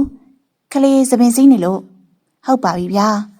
သူပြုံးလေးရဲ့သူမလေးကိုကြည့်ပြီးဘောင်းမီအိတ်ထဲကဖုန်းကိုယူလိုက်ပြီးဓာတ်ပုံတစ်ဖြက်ဖြက်ရိုက်နေမိတီကြီးကရှက်လက်ရှိအဖြူရောင်နဲ့နီးညိုရောင်ပစိုးကိုတက်ဖွဲ့ဝစ်ဆင်ထားပြီးရှင်းတဲ့ချောမွေ့တဲ့အသွင်ကိုစောင်းနေပါတယ်သူ့ကလေးလေးကတော့ခက်သွဲခန္ဓာကိုယ်လေးထက်ချက်ရက်တဲ့ဇီးရောင်ရင်စီလက်တော်လေးနဲ့အတူဇီးရောင်ချိတ်ထမိန်စကတ်လေးနဲ့လှပတဲ့ကိုလုံးလေးကအထင်းနေရမှုတီကြီးမျက်လုံးနဲ့ကြီးလို့ကိုမဝနိုင်ပြီခဏကြတော့ပဝအဖြူလေးလက်ကဆွဲပြီးຫນွေလေးကပြေးထွက်လာခဲ့ကတီကြီးလက်မောင်းကိုပြေးတွေ့ပြီးပြီးပြီကိုသွားကြမယ်သူ့လက်မောင်းကိုမှီပြီးတော့မော့ပြောတဲ့မျက်နှာလေးကဖွေးနှုညက်နေကစိုးစိတ်တင်ထားတဲ့ပန်းရောင်နှခမ်းလေးကဖျားမသွားပဲဆွဲနှမ်းပြည့်ရင်တော့သူ့စိတ်ကောင်းမှအသေးချပဲလာတော့မယ်ပေးကိုလက်ကင်ဟုတ်ကဲ့နှွေးလက်ထရလက်ကင်ကိုတီကြီးကဆွဲယူလိုက်ကကင်သွားလိုက်ရင်ဆိုင်ငယ်အနားရောက်တော့သူကအရင်တက်ပြီးဆန်းနိုးလိုက်ကနှွေရနောက်ကတက်ထန်လိုက်ပြီးသူ့ခေါင်းလက်နှစ်ဘက်ဖြစ်ဖယ်ထားလိုက်တယ်ဖျားနဲ့စကန်းက5မိနစ်တာမြတာမောင်းရတာမို့ဖျားဝင်းနဲ့ဆိုင်ငယ်မောင်းဝင်သွားကအပင်းအောက်မှာရက်လိုက်ပြီးနှွေးလက်ကလေးကိုဆွဲကပေးကိုဖက်နဲ့ကိုနှွေးပါသားကိုင်မယ်လေပေးကိုဖက်နဲ့နှွေးကိုင်ပြီးမယ်နှွေးရဲ့ပေးကိုကိုင်ပြီးမယ်နှွေးကိုဘာမှမကိုင်မင်းဒီတိုင်းလက်လာလေးဖျားဖူးစီချင်လို့ကိုရဲ့ငရဲကြည့်အောင်လို့ပေးနှွေးကိုနှွေးကိုင်ပြီးမယ်ကိုဖက်နဲ့သူဒီတိုင်းတောင်းနေရင်သူမဖက်နဲ့ကိုပေးမှာမဟုတ်တဲ့အတွက်ဖက်နဲ့အဲ့ရန်သာစဉ်းစားလိုက်ရတယ်ကဲဒါဆိုကိုတို့ဖက်နဲ့တွေမဝကဆိုင်မှာအထားခက်လိုက်မယ်အဲ့ဒါဆိုအဆင်ပြေပြီဟုတ်ကဲ့ကိုတီဂျီတို့နှစ်ယောက်ဖက်နဲ့အပ်ပြရနဲ့နှစ်ယောက်သားလက်တွေကဖျားတဲ့ဝင်လာခဲ့ကြတယ်ဖျားတွေကမြင်သမျှလူတွေကသူတို့နှစ်ယောက်ကိုအကုန်လေပြန်ကြည့်ကြရင်ဟေးအဲ့ဒါဘိုးလေးတီဂျီမောက်ကောမဟုတ်ဘူးလားဘေးနာကသူ့မိန်းမထင်နေချောလိုက်တာဟေးအေးလေနှစ်ယောက်သားလိုက်ဖက်နေမှုကြီးကိုကြည့်အောင်ဟုတ်ပါကြည့်လို့မဝအောင်စကားတန်တွေကသူတို့နောက်ပါမှအကြံခဲ့ရင်ဖျားမျက်နှာတော်ရှိရောက်တော့တီဂျီတို့နှစ်ယောက်ထိုင်ရင်ဖူးမြော်လိုက်ကြတယ်ခဏကြာတော့နှွေကမျက်လုံးလေးမိတ်ပြီးဆူတောင်းနေမျက်လုံးပြန်ဖွင့်တော့သူမမျက်နှာအနီးနီးကက်ကက်စိုက်ကြည့်ပြုံးနေတဲ့ကိုတွေ့တော့ကိုဘာရီကက်ကြည့်နေရလဲလန့်သွားတာပဲနှွေဘာရီဆူတောင်းနေလေသိချင်လို့ကိုစကားကြောင့်နှွေရှက်ပြုံးလေးပြုံးလိုက်ရင်ကောင်းလေးငုတ်သွားရကမပြောနှွေရစိတ်ထဲမှာပဲထားပြီးတော့ဆူတောင်းတာမို့လို့ကဲဟုတ်ပါပြီဗျာထားပါတော့မပြောပြချင်လေလာကိုတို့ဖျားတပည့်လမ်းလျှောက်ကြရအောင်တီကြီးကအရင်ထားရလိုက်ပြီးလက်ကမ်းပြီးတော့နှွေကသူမလက်ကလေးကိုသူ့လက်ထဲထည့်လိုက်ရင်ဖျားရင်မြင်ပတ်ထွက်လာကြတယ်ကိုဟိုဆက်ကူပန်းအယောင်တွေကိုကြည့်အောင်တပင်နဲ့နေအယောင်ဆုံးမင်းဂိုင်းတွေဆက်ထားတာထင်နေနော်သူမလက်ညှိုးထိုးပြတဲ့စီကြည့်လိုက်ရင်ဟုတ်တယ်နှွေရဲ့အဲ့ဒါဂိုင်းကူနီနဲ့ရောဆက်ထားတာအဲ့ဒါကြောင့်အပွင့်နေရရောင်စုံထွက်နေရအရန်လာရနော်ညနေခင်းမို့လေတဖြူဖြူတိုက်ခိုက်မှုကြောင့်နှွေနှစ်ဖူးပြပြလေးပေါ်စပင်လေးတွေကျလာတာမို့တီကြီးကတယူတရစပင်တွေကိုတက်တင်ပြီး ကိုတို့အပြန်ကြမိပွိုင်နာကမီနီမတ်ထိခဏဝင်ကြရအောင်နော်မုတ်တွေဝယ်ဦးမလို့လားအင်းလေနှွေကြိုက်တာယူဗိုက်စားတဲ့ချိန်စားလို့ရတာပေါ့ကိုကအလိုက်တိလိုက်တာအလိုက်တိတယ်မသိဘူးဆိုတာထက်ကိုကနှွေကိုအဆဆအရာရာလူလီသိမ်းမရှိထားချင်တာတနည်းအားဖြင့်ကိုချစ်ရတဲ့မိန်းကလေးကိုလိုအပ်ချက်ဆိုတာမရှိအောင်ထားပြီးတော့ချစ်ချင်တာကိုဖះပေါ်မှာဘာတွေပြောနေရလဲသူမပြောကမှသူပြုံးလိုက်ပြီးကိုဘာပြောလို့လဲရိုးရိုးသားသားပဲပြောတာပါဟေးအဲ့ဒါဘိုးလေးတီကြီးမောင်ကမဟုတ်လားနှစ်ယောက်သားစကားပြောနေရဲ့အနာရောက်လာတဲ့အသက်50အရွယ်ဒေါ်ကြီးတယောက်ကတီကြီးတို့အနာကိုရှောက်လာကလာနှုတ်ဆက်လေတယ်တီကြီးသူ့နာမည်ခေါ်တန်ကြတော့လှဲကြည့်မိဟာဥက္ကဋ္ဌအမဖြစ်နေတာကိုတွေ့လိုက်ရတယ်အော်အန်တီဖះလာဖူးတာလားအဲ့ဒီအန်တီကတီကြီးနဲ့နှွေကိုတစ်ချက်ကြည့်လိုက်ရင်ပြုံးလိုက်ကအေးခွေဖះကိုလာတာဘိုးလေးကိုတွေ့လို့လာနှုတ်ဆက်တာတူလေးမင်္ဂလာဆောင်တွေကမတွေ့လိုက်ရလို့လေအော်ဒါနဲ့ဒါကသူများတွေပြောနေတယ်ဘိုးလေးရဲ့မိမချောချောလေးလားနှွေကိုကြည့်ပြီးပြောလာတာမို့နှွေကပြုံးပြလိုက်ပြီးတီကြီးကတော့ပြုံးနေမဟုတ်တီတယ်မဟုတ်တယ်မျက်နှာဖြေခေါင်းငိတ်ပြလိုက်ခါဟုတ်ကဲ့ဒါကျွန်တော်ဇနီးပါအေးကွယ်တကယ်အလားလေးပဲတို့ဘိုးလေးလည်းနာမည်ကြီးတော့တယောက်ညာတော့တယောက်ပါလားကွယ်ဗျာဘာဖြစ်လို့လဲခမတီကြီးရှေ့ကအန်တီစကားကြောင့်မျက်မှောင်ကျုပ်သွားရင်နှွေမျက်နှာလေးကိုငုံကြည့်လိုက်တော့ပြုံးနေတဲ့မျက်နှာလေးတီးသွားတာကိုတွေ့လိုက်ရတယ်နှွေမီနီမတ်ဝင်ကြမယ်လေမဝင်တော့တီကြီးမျက်မှောင်ကျုပ်သွားရပြန်နေဥက္ကဋ္ဌအမနဲ့တွေ့ပြီးဟိုကပြောလိုက်တဲ့စကားကြောင့်သူမစိတ်ကောက်သွားမှန်တီကြီးသိပြီးသားပါအခုဖျားဝန်းထဲကထွက်လာပြီးဆိုင်ခဲရထားတဲ့စီသွားတဲ့လမ်းတစ်လျှောက်သူမလက်ကိုအကိုင်မခံလို့သူ့မှာမနေစုပ်ကင်ထားရတယ်အခုနာပဲမီနီမတ်ဝင်မယ်ဆိုနှွေကြိုက်တာဝယ်ရအောင်လေသူမရဲ့အပြောင်းရည်မရှိရဲ့မျက်နှာလေးကိုကြည့်ပြီးတီကြီးကမေးလိုက်တော့သူမကခေါင်းခါပြလိုက်ပြီးမဝယ်ချင်တော့လို့လေစကားပြောတာအစားခက်ပြက်ပြက်မှုတီကြီးတပြင်းခိုးချလိုက်မိထိလွယ်ရှလွယ်ဒီကလေးနဲ့ပါဆက်စည်းကမ်းမရှိတဲ့ပတ်ဝန်းကျင်နဲ့တော့သူညကြရင်အမြုပ်ထက်မထက်ချော့ရတော့မှသိကြတယ်ဆိုင်ကအနားရောက်တော့တီကြီးကဆက်နိုးလိုက်ပြီးသူမကတက်ထိုင်လိုက်ကလာတော့ကလိုသူ့ခါမဖက်ပေဆိုင်ကဖင်မီကိုသာခိုင်းထားတာမို့နှွေပြုတ်ကြမယ်ကိုခါဖက်တာပြောရင်တီကြီးလက်တစ်ဖက်ကသူမလက်ကလေးကိုယူပြီးသူ့ခါပေါ်တင်လိုက်တော့သူမကပြန်ရုံထွက်လိုက်ပြီးမကြောက်ဘူးရတယ်ဒီမှာခိုင်းထားတယ်မြင်မြမောင်းပါအိမ်အောင်ရေးချိုးမလို့အင်းမကိုမောင်းတော့မယ်နော်ဒီချခိုင်းထောင်းပြောရင်ဆိုင်ကလေးကဖျားဝန်းအတွင်းထဲကမောင်းထက်လာခဲ့လိုက်တယ်လမ်းတစ်လျှောက်သူမကလာတော့ကလိုသူ့ကိုဟိုမေးတီမီလည်းမမေးတဲ့အပြင်ဘာစကားမှလည်းမပြောတဲ့အတွက်သူ့မှာအောင့်တက်တက်ဖြစ်နေရတယ်5မိနစ်မြသာမောင်းရတဲ့အကွာအဝေးမှုသူတို့ရဲစခန်းထဲကအိမ်ကိုပြန်ရောက်လာကြတယ်အိမ်ကိုရောက်တော့သူ့ဆိုင်ငယ်ရက်နေတော့မှပဲသူမကအိမ်ထဲဝင်သွားပြီဖြစ်လေရဲ့တီကြီးနောက်ကဝင်လိုက်လာရင်အိမ်တကားကိုပိတ်လိုက်ခါနှွေထူးတံမကြလို့နားဆွင့်ကြည့်တော့ရေချိုးခန်းထဲကရေကြတန်ကြရလို့သူ့အဝေးစားအမြင်လဲလိုက်ရင်သူမရှိရာရေချိုးခန်းဘက်ကိုရှောက်လာခဲ့တယ်ခဏအကြာမှာတော့ဥမောက်ကောင်သူမကရေချိုးခန်းတကားဖွင့်လိုက်ရင်သူ့ကိုတွေ့တော့မျက်မှောင်လေးစုကြုံကသူ့ကိုဥမောက်ကောင်လို့ခေါ်လိုက်တာမို့နှွေရကို့ဘလို့ခေါ်နေရလဲပြုံးဘာဖြစ်ရပြန်ပြီလဲလို့ဖះမှာတွေ့ခဲ့တဲ့အတော်ကြီးစကားနဲ့ကို့အထင်လွဲပြန်ပြီလားသူမရဲ့ချိုးပြီးစာမျက်နှာလေးကနှုတ်မွတ်နေကရေဆက်ရေတီးကလေးမြင်နေရတာကိုကတိတ်ကိုလှပလွန်နေနှွေရရေချိုးခန်းထဲမှာတခါတည်းအဝေးစားလဲထားတာမို့သူမကိုယ်ကမှအိမ်နေစပတ်ဝမ်းဆက်နှိုးစိမ်းရောင်လေးနဲ့နှုတ်တစ်လှပနေပြန်နေသူ့စကားကြောင့်သူမမျက်နှာလွှဲလိုက်ပြီးဖဲပေးဗိုက်စားလို့ထမင်းစားတော့မလို့သူ့မှာတက်ပြင်းချပြီးလမ်းဖယ်ပေးလိုက်ရပြန်နေဒီလိုမှအလျှော့မပေးသူမရန်ကုန်ပြန်မယ်လို့ဦးမှာပဲမဖြစ်ဘူးသူမဒီလိုပုံစံနဲ့သူမနဲ့သူ့ကြားချီနှောင်ထားမယ့်အရာလေးတစ်ခုရှိနေမှဖြစ်ပြီးတော့မင်းနှွေမအိတ်သေးနဲ့ကိုတို့စကားပြောကြရအောင်တမင်းစားပြီးကလေးကအခန်းထဲဝင်သွားတဲ့သူမကခြေထောင်ထဲမှာဖုန်းကြည့်နေပြီးသူ့အတန်ကြားမှာဖုန်းပိတ်ပြီးအိတ်ချင်ဟန်ဆောင်နေရမို့တီကြီးပြုံးလိုက်မိမင်းကလေးတွေစိတ်ကောင်းရင်ဒီလိုပဲလားဆိုတာ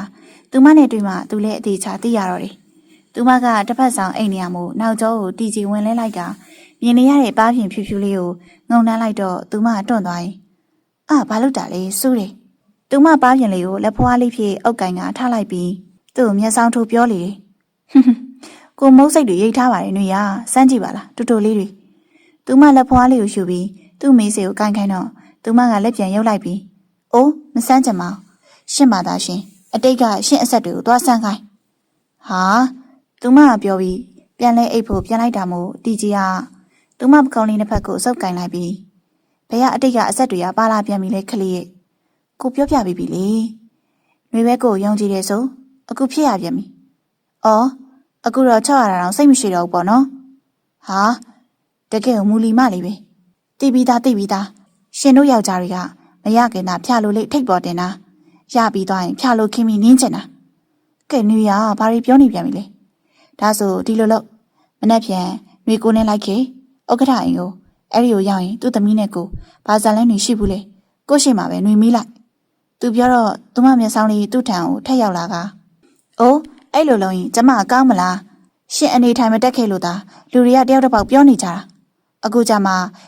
ရှင်တို့ဇလန်းတွေကိုမိမကြမ်းကြည့်လို့လိုက်မင်းနေအောင်ရှင်မဲစဉ်းစားကြည့်ပါအောင်အဲ့ဒါဆိုရင်နှွေရကိုမယုံကြည်ဘူးပေါ့ဖြေလေခလေးရဲ့မယုံကြည်ဘူးလားယုံချင်ပါလေအခုဟာတယောက်လာလေဒီဟာနှစ်ယောက်လာလေဒီဟာနေစက်မအောင်ရှင်ကမနှက်ပြန်ဥက္ကဋ္ဌအိမ်ကိုသွားခြင်းနေဆိုတော့ရှင်အဆက်ကိုတွေ့ကြလို့ပေါ့ဟုတ်လားကဲဂျပန်မူလီနဲ့တော့တွေ့ပြီတီဂျီမော်ကွန်းရေရှင်းလေရစ်လေဖြစ်နေပြီဟာတီဂျီသူ့ကိုယ်သူပြောပြီးနှက်ဖို့ကိုလက်ဖြစ်တာပြန်ရမ်းလိုက်မိအမလေးလူကိုစိတ်ကုန်နေရဲ့အတန်နဲ့ဖေးလာမရှင်းနဲ့လာလည်းမထိနဲ့ရှင်းပါသားရှင်ဥက္ကဋ္ဌအိမ်ကိုသွားကျမကိုလာမခေါ်နဲ့ဖေးမနေ့ပြန်မေတို့ကိုလာခေါ်ခိုင်းမယ်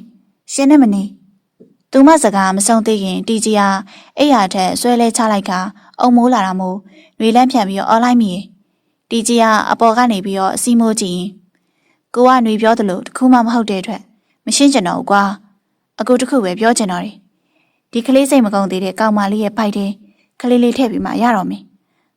မရဘူးနော်ဘာကလေးမှမမွေးဘူးသူမကအကြောက်ကန်ညင်းနေရင်သူ့ရင်ဘက်ကိုတွန်းလေတယ်သူမနှစ်ဖူးလေးကိုငုံနှမ်းလိုက်ရင်တီကြီးဟာယောက်ျားယူမှာတော့ကလေးကမွေးရမှာပေါ့ຫນွေရဲ့ဟင်မမွေးဘူးကလေးမွေးပြီးရင်ရှင်အဆက်ဟောင်းတော့ကိုပသွားရင်ຫນွေရကလေးတစ်ဖက်နဲ့ဘယ်လိုလုပ်နှွေးနှက်ခမ်းတွေပူနှွေးဆွတ်သွားရပြီးသူမအတန်လေးပျောက်ရှာသွားရတယ်ဟုတ်တယ်ဒီလောက်ဆိုတဲ့ကလေးမအောင်အလိုမလိုက်တော့ကလေးရဖို့သူစူးစမ်းရတော့မယ်ခြေနှောင်တွေတွန်းထိုးရုံးကန်နေတဲ့နှွေကိုလေးကသူ့လက်တစ်ဖက်နဲ့ချုပ်တာတောင်ရတာမို့သူမအဝေစားအချို့နဲ့သူ့အဝေစားတွေခြေနှောင်အပြင်ကိုထုတ်ပြစ်လိုက်ရင်နှွေကိုတို့ကလေးယူကြရအောင်နော်မရတော့မင်းပိုက်တဲ့ကိုပွားလေးထည့်ပြီးမှရတော့မယ်တိတ်ကျသွားတဲ့အခန်းနဲ့သူမရှိုက်တန်လေးတက်တဲ့နဲ့တီကြီးအသက်ရှူတန်ပြင်းပြင်းသာကြားရတော့တယ်တီကြီးတို့နေကိုဆင်းရဖို့လမ်းကြောင်းရှိတဲ့အတွက်စကန်ထဲမှာအလုပ်ရှုံနေကြပါတယ်ကြော်စင်ဒီနေ့လောင်ကစားဝိုင်းတရင်ရတာမှန်တယ်နော်ဟုတ်ကဲ့ဗိုလ်လေးတရင်အတီကြရထားပါတယ်မနက်9 နာရီလောက်ဆိုစပြီလို့တရင်ရပါတယ်ဒီနေရာကအုတ်ရှိပင်ရွာရဲ့အနောက်ဘက်ထန်းတော်ထဲမှာပါရဲသားကြော်စင်စကားအစုံတီကြီးခေါင်းကြီးပြလိုက်ပြီးပစ္စတိုခါးကြမှာထိုးကဆိုင်ကယ်တော့ယူလိုက်ပြီးမင်းတို့အစ်စ်ပြန်တာငါစကမ်းမှုနဲ့စကားပြောပြီးထွက်လာခဲ့မယ်ဟုတ်ကဲ့ဗိုလ်လေးကျော်စင်တို့အဖွဲ့စကမ်းအပြင်ကိုဆိုင်ကယ်မောင်းထွက်သွားကြရင်စကမ်းထိတ်ကကွန်းရဆိုင်မှာဘိုးလေးကိုကွန်းရဝင်းရင်စောင့်နေကြတယ်ခဏကျတော့ဘိုးလေးကဆိုင်ကယ်မောင်းပြီးတော့စကမ်းထဲကထွက်လာတာတွေ့တော့ကျော်စင်တို့အဖွဲ့ဆိုင်ကယ်ကိုအသင့်ပြင်ထားကြရင်တွားကြစို့ဟုတ်ကဲ့ဘိုးလေးအမိတ်တစ်ခုကြောင့်အကုန်ဆိုင်ကယ်တွေတန်းစီထွက်လာခဲ့ကြတယ်တီဂျီဒီမျိုးလေးကိုရောက်လာကြရာဒူးစရိုက်မှုတော်တော်များများကိုစနစ်တကျဂိုင်တွေဖြည့်ရှင်းခဲ့တဲ့အတွက်တော်တော်များများပပျောက်နေကြပြီဖြစ်တယ်ဒီအုတ်ရှိပင်ရွာကတော့ရွာနောက်ဘက်ထန်းတော်ထဲမှာလောင်ကစားဝိုင်းလုပ်နေကြတာဖြစ်တဲ့အတွက်နောက်မှသတင်းကရလာလို့တီဂျီတို့အဖွဲ့ဆင်းလာခြင်းဖြစ်ပါတယ်ကျော်စင်ကဆိုင်ကယ်ရှိကရက်လိုက်ပြီးတီဂျီနာရောက်လာတော့ရှေ့ရောက်လမ်းလေးတိုင်းသွားရင်9 မိနစ်လောက်ဆိုရောက်ပြီဘို့လေးတီဂျီကောင်းကြီးပြလိုက်ခါသွားကြမယ်မြင်ဟုတ်ကဲ့ဘို့လေးရှေ့ရောက်လမ်းလေးအတိုင်းမောင်းဝင်သွားကြရင်လူတွေအုပ်တဲ့စုဝေးနေကြတဲ့ကြောက်ဝိုင်းဖဲဝိုင်းအချို့ကိုတွေးလိုက်ရတာမို့တီဂျီနောက်ကရဲသားတွေကိုလက်ပြလိုက်ပါတယ်အကုန်ပတ်လည်ဝိုင်းထားရင်အတွက်ပင်ဖြစ်ပါတယ်တီဂျီတို့ရဲတွေဆိုင်ကယ်ရဲလိုက်တာကိုတွေ့တော့ဖဲဝိုင်းတွေကတန်ချောင်းကတွေးလိုက်ပြီးဟာဟဲ့ကောင်လေးရဲတွေလာပြီးပြေးကြဟာဟေးဗမာလေးရဲတွေဟာအများကြီးပဲပြေးကြဟိအကုန်ဝရုံသုံးကားဖြစ်ကုန်ကပြေးသူဟာပြေးမိသူဟာမိဖြစ်အဲ့ဒီထက်ကလူမိုက်တန်ချောင်းဆိုသူကတော့ရဲတွေကိုအရင်တွေ့သူမို့800ဦးအောင်ပြေးလွတ်မြောက်ခဲ့ပါတယ်မိသားသူတွေကိုအကုန်လက်ထိတ်ခတ်ပြီးဖမ်းမိတာကတီဂျီကမင်းတို့ဒီဝိုင်းဘသူစစ်စင်တာလဲချက်ကြီးတို့အဖွဲ့ကတယောက်ကိုတယောက်ကြည့်လိုက်ကြပြီးခေါင်းငုံနေကြတာမို့တီဂျီခါထောက်လိုက်ပြီးမင်းတို့မဖြစ်ရင်အသားနာမှာနော်မရိုက်ချင်လို့မေးအမှန်တိုင်းဖြစ်ဒါနောက်ဆုံးမေးခြင်းပဲကဲဘ ဘိုးလေးအကောင်မင်းနေတော့ဖြေကြနော်အကောင်စစ်ပတ်ပို့ပြလိုက်လို့ဒုက္ခပေးကုန်မယ်အဖွဲတွေကခက်ငယ်ငယ်ကောင်လေးကကြောက်ကြောက်လန့်လန့်နဲ့ဘိုးလေးကိုကြည့်လိုက်ကမပို့ပါနဲ့ဗျာကျွန်တော်ဖြေပါမယ်ဖြေမြန်အချိန်တွေကြာတယ်ဟုတ်ကဲ့တန်ချောင်းမှာဘိုးလေးဒီဝိုင်းကိုသူစီစဉ်လိုက်တာပါတန်ချောင်းချက်ဖို့တွေကပုံရင်နားထောင်နေတာနှက်ခမ်းအောင်မဲလိုက်မိဒီဘိုးလေးရောက်လာမှသူ့မှာအကုန်လောက်ွက်ပြောက်ရတယ်မင်းတို့တွေမှာရှိလားတန်ချောင်းကဖမ်းမိထားတဲ့လူတွေကသူတို့အချင်းချင်းပြန်လဲကြည့်နေကြပြီးခေါင်းခါပြလိုက်တယ်ဒီထဲမှာတန်ချောင်းမပါပါဘူးဘိုးလေးအဲ့ကောင်ထွက်ပြေးသွားပြီထင်တယ်ကဲဒါဆိုမင်းတို့ကတော့စခန်းရောက်မှသာရှင်းကြတော့ကြောစင်စကားကြောင့်ဖမ်းမိထားတဲ့လူတွေခေါင်းငုပ်သွားကြတယ်တီကြီးရဲသားတွေကိုခေါင်းညိတ်ပြလိုက်တာမို့ကြောစင်ကအချုပ်ကားကိုဖုန်းဆက်လှမ်းခေါ်လိုက်တယ်ပြီးနောက်တီကြီးဟာဆိုင်ကယ်ကိုလှည့်ကအရင်မောင်းထွက်သွားလေဒီနေ့ရန်ကုန်ကမမေတို့ထည့်ပေးလိုက်တဲ့နှွေအတွက်စားစရာတွေပစ္စည်းတွေကားဂိတ်မှာသွားယူရမှာဖြစ်တယ်ကားဂိတ်ရပစ္စည်းတွေယူပြီးပြန်လာခဲ့ရှေ့ရလူတွေအုပ်အုပ်တောင်းတောင်းဖြစ်နေရမို့တီကြီးဆိုင်ကယ်ကိုအိမ်နာကိုမောင်းသွားလိုက်ကဆိုင်ကယ်ရက်ပြီးဆင်းကြည့်လိုက်တော့ခက်တာဖြူကခြေထောက်ကိုဖိပြီးရှုံမဲ့ညီးတွားနေရကိုတွေ့ရတာမို့လျှောက်ထဲတီကြီးတိုးဝင်လာခဲ့ပြီခက်တာဖြူဘာဖြစ်တာလဲဗျဟင်းဘိုးလေးခက်တာကိုဆိုင်ကယ်တိုက်မိသွားလို့ဗျာဘေးနာကခက်တာတငယ်ချင်းကဘိုးလေးကိုတွေ့တော့မှဘိုးလေးရေခက်တာကိုစေရန်ပို့ကူညီပေးပါအောင်ဥက္ကဋ္ဌကိုဖုန်းခေါ်တာလာပြီးဆိုပြီးအခုတည်းရောက်မလာသေးလို့ပါတီကြီးတပြင်းချလိုက်မိလဲနေတာတွေ့ရဲ့မကူညီပြန်ရင်လဲသူ့အဖြစ်ကမဟုတ်ပြန်ကူညီလို့ခက်တာပြူနဲ့ဆိုင်ကယ်အတူစီးတာပြန်သိရင်အိမ်ကကောက်စိန်လေးကပြဿနာရှာအောင်မယ်တကယ်ကိုပေးချက်နှံချက်ဖြစ်ရတာမို့တိုက်သွားတဲ့ဆိုင်ကယ်ရောဘယ်ရောက်သွားပြီလဲထွက်ပြေးသွားပြီဘိုးလေးနံပါတ်ကိုမှတ်မိလားလူရောသိလားခက်တာခေါင်းလေးခါပြရင်ခြေထောက်ကလေးကိုလက်ဖြစ်ဖိထားလျင်ခင်ဗျားတို့ရဲစခန်းကိုအကြောင်းကြားပြီးပြီလားဟုတ်ကဲ့အခုပဲကြားထားပါတယ်မရောက်လာကြသေးတာရှင်မထူးတော့တဲ့အချိန်တွေမို့စိတ်ယုံလိုက်ပို့ဖို့သာသူစီစဉ်လိုက်ရတော့တယ်နေ့လေကင်းမို့ဒီမျိုးတွေမှာကဒီအချိန်စေကမ်းမဖွင့်တဲ့အတွက်ကဲဒါဆိုကျွန်တော်စိတ်ယုံလိုက်ပို့ပေးပါမယ်ခင်ဗျားကဥက္ကဋ္ဌကိုစိတ်ယုံလိုက်လာဖို့ဖုန်းဆက်ထားပြီးပါခက်တာတငယ်ချင်းကိုတီကြီးပြောပြီးဆိုင်ကယ်ဆက်နိုးလိုက်တာမို့လူနှစ်ယောက်ကခက်တာကိုတွေ့ပြီးတီကြီးဆိုင်ကယ်ပေါ်တင်ပေးလိုက်တယ်။နှွေအယမ်းမုန်းနေလား။ဆရာဝန်မကြီးလာတော့မယ်ခဏလေးသိခံတာနော်။ဘလို့ဝေဒနာကြီးမှမသိပဲနှွေရင်နဲ့ပြည့်ကျက်နေရတာအန်ကျင်တလို့လိုပဲဖြစ်နေရပြီ။လူကမအီမသာဖြစ်နေရတာမနက်ခရမို့မမစုနဲ့စိတ်ယုံကိုလာခြင်းဖြစ်ပါတယ်။မမစုဘိုးလေးကိုဖုန်းဆက်ပေးရမလားနှွေလေး။ဟင်မဆက်ပါနဲ့။ तू မအားတော့ဘူးမမစု။ကိုတို့မနက်ကဖုန်းပြောနေတာနှွေကြားလိုက်ရတာမို့ဒီနေ့အရေးကြီးတဲ့ကိစ္စအတွက်ရွာဘက်ကိုအဖွဲလိုက်ဆင်းရမယ်တဲ့။လောင်ကစားဝိုင်းကိုဖမ်းဖို့တယ်လေ။လူနာအထဲလာလို့ရပါပြီ။နက်စမလေးတယောက်ကလာခေါ်တဲ့အတွက်နှွေကိုအသာထိန်ခံပြီးစုတတာအထဲလိုက်ဝင်သွားလေ။အထဲရောက်တော့ဆရာဝန်မကြီးကသူမကိုကြည့်ပြီးတော့ပြုံးပြလိုက်ခါ။သမီးကရင်ပေါ်လဲလိုက်နော်။ဟုတ်ကဲ့ဆရာမ။ဘယ်လိုဖြစ်လို့လဲသမီး။မူဗီအန်ဂျင်တလိုဖြစ်နေတာ။ပြီးတော့ခြေလက်တွေမသေးချင်းမအီမလေးကြီးဖြစ်နေရဲ့ဆရာမဆရာဝန်မကြီးကနှကြက်ထုတ်ပြီးရင်ဘက်ကိုဆန်းလိုက်ကပြုံးလိုက်ပြီးလက်ကသွေးကြောဆန်းလိုက်ရဓမ္မတာရောပုံမှန်လာလားသမီးရှင်ဆရာမကြီးပြောမှຫນွေတတိယသွားကသူမရာသိမလားတာ2လလောက်ရှိပြီဖြစ်တယ်စုတတာတယောက်ကတော့ခလေးမိပြီးຫນွေလေးကိုဝင်ရှိနေရကိုသိလိုက်ရပြီမို့ပြုံးနေလိုက်မိသမီးမှာကိုဝင်ရှိရလက္ခဏာကိုတွေ့ရတယ်ဆရာမလိုအပ်တဲ့စိတ်နဲ့အားစေးပေးလိုက်မယ်အိမ်ရောက်ရင်တေးကြောင်စီးစစ်တန်းနဲ့ပြန်စစ်ကြည့်နော်ຫນွေကြောက်လဲကြောက်တယ်လို့ကိုလိုချင်တဲ့ကလေးလေးမို့ဝမ်းလဲဝမ်းသာရတယ်လို့ဘလို့ခန်းစားချက်ကြီးရင်ထဲဖြစ်ပေါ်နေလဲမသိရပါဟုတ်ကဲ့ဆရာမကြီးအခန်းအပြင်ပြန်ထွက်လာတော့နှွေးလက်ကလေးတွေတုံရင်ကအေးဆက်နေခဲ့ရတာကိုမမစုကသတိထားမိလေနှွေးလေးဝမ်းသာစရာပဲနော်ဘိုးလေးတင်အရန်ပြော်မှသိလားနှွေးရင်နဲ့ဝမ်းနဲ့ဝမ်းသာခန်းစားချက်ကြောင့်အသက်တွေပါတုံကျင်သလိုဖြစ်လာရကဟုတ်တယ်နော်မမစုကိုသိရင်ပြောနေမှာနော်ဝင်းပေါက်ကတခုထပ်ပေါက်ကတခုမို့မျက်လုံးတောက်ကဝင်လာတဲ့ပုံရင်းတစ်ခုကြောင့်နှွေလန့်ကြည့်လိုက်မိဟင်စေးတုပ်ကလေးပြုတ်ကျသွားတာမို့စုတတာနှွေကိုလှမ်းကြည့်ပြီးနှွေလေးဘာဖြစ်လို့လဲနှွေလေးကမျက်ရည်တွေရွဝိုင်းနေမျက်ဝန်းအစုံနဲ့နှကန်းလေးကိုဖိကိုက်ထားကလက်သီးကလေးကိုစုပ်ထားပြီးတစ်ဖက်ဝင်ပေါက်မှာမြင်နေရတဲ့ခက်တာပြူကပိုးလေးလက်မအောင်တွေ့ပြီးစိတ်ယုံတွေဝင်လာတာကိုတွေ့လိုက်ရတယ်ဟင်စုတတာအချိန်လေးကိုသဘောပေါက်သွားတာမို့နှွေကိုအကြောင်းတစ်ခုရှိလို့နေမှာပါလို့နှွေလေးရေလို့ပြောမလို့ရှိသေးပြေးထွက်သွားတဲ့နှွေကြောင့်စုတတာလှမ်းခေါ်လိုက်တယ်ဟင်နှွေလေးချော်လိုက်မယ်ဖြည်းဖြည်းဟာ တစ်ဖက်ကနှွေးနမယ်ခေါ်တန်ကြောင်တီကြီးလက်ကြည့်လိုက်မိရာရက်ထားတဲ့ခီးတဲ့တင်ကားပေါ်ပြေးထွက်သွားတဲ့နှွေကိုတွေးလိုက်ရတာမို့ခေါင်းထဲဝင်လာတဲ့အတွေ့ကတွားပြီဆိုတဲ့အသည့်ပင်ခက်တာပြူခဏကိုမိမစီသွားမလို့ရှင်ခက်တာပြူလက်ကိုဖြုတ်ချပြီးတီကြီးပြေးလိုက်သွားခဲ့တယ်နှွေလေးနှွေခလေးစုတတာနောက်ကလိုက်ခေါ်ပြီးမြင်နှွေတက်လိုက်သွားတဲ့လာမင်းရတနာခီးတဲ့တင်ကားလေးတော့ထွက်ခွာသွားပြီမို့တီကြီးရောစုတတာပါမမီလိုက်ခဲ့ပါအမောတကြီးပြေးလိုက်သွားရင်ကားနောက်မိတာမြင်လိုက်ရတဲ့တီကြီးနှွေကိုအမိလိုက်မခေါ်နိုင်ခဲ့တာမို့ရင်ဘတ်ထဲကတင်းကြပ်ကြပ်ဝေဒနာနဲ့အတူနှွေကိုစိတ်ပူခြင်းတော့အလွန်ကိုကြီးစိုးလာရကသူ့နောက်မှာရောက်ရှိနေတဲ့စုတတာဘက်ကိုလှည့်လိုက်ကစုတတာနှွေလေးဘာဖြစ်လို့လဲတီကြီးရင်ဘက်ကနှိမ့်လိုက်မြင်လိုက်နဲ့စိုးရင်ကြီးစွာမေးလာတဲ့မျက်နှာကိုစုတတာကြည့်လိုက်ရင်မျက်နှာမကောင်းစွာဖြင့်နှွေလေးကမနက်ခရယာနေမကောင်းလို့စေကန်းသွားပြဖို့ဟာမူးလို့ခဏလဲနေမယ်ဆိုလို့ကျမလည်းစောင့်နေခဲ့လိုက်တာနေ့လေကျအန်တော့အတင်းချောက်မှပြီးတော့စေကန်းသွားဖို့ပြောတော့နေ့လေကင်းကျစေကန်းတွေပိတ်နေလို့အဲ့ဒါစေယုံကိုလာခဲ့တာသူ့မှာကိုဝင်ရှိနေပြီပို့လီဗျာစုတရာစကားဆုံးတီကြည့်ရင်ဘတ်ထဲလိုက်ခါလာတဲ့ခန်းစားချက်ကတိမ်ပေါ်ရောက်နေသလိုပင်ဖြစ်ခဲ့ရပြီး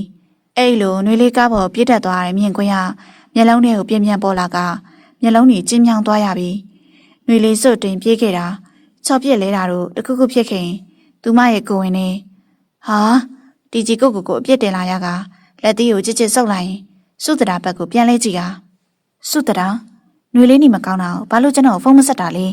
သူမဘက်လှည့်လာတဲ့မြဦးကြောင့်စုတရာထိတ်လန့်သွားရပြီးပြပြတလေးဖြစ်သွားရကမဟုတ်ဘူးဘိုးလေးကျမဖုန်းဆက်ဖို့ပြောဖို့လုပ်ပါသေးတယ်နှွေလေးကမဆက်နဲ့ဘိုးလေးအလောက်ရှုံနေပြောလို့မဆက်ခဲ့တာပါ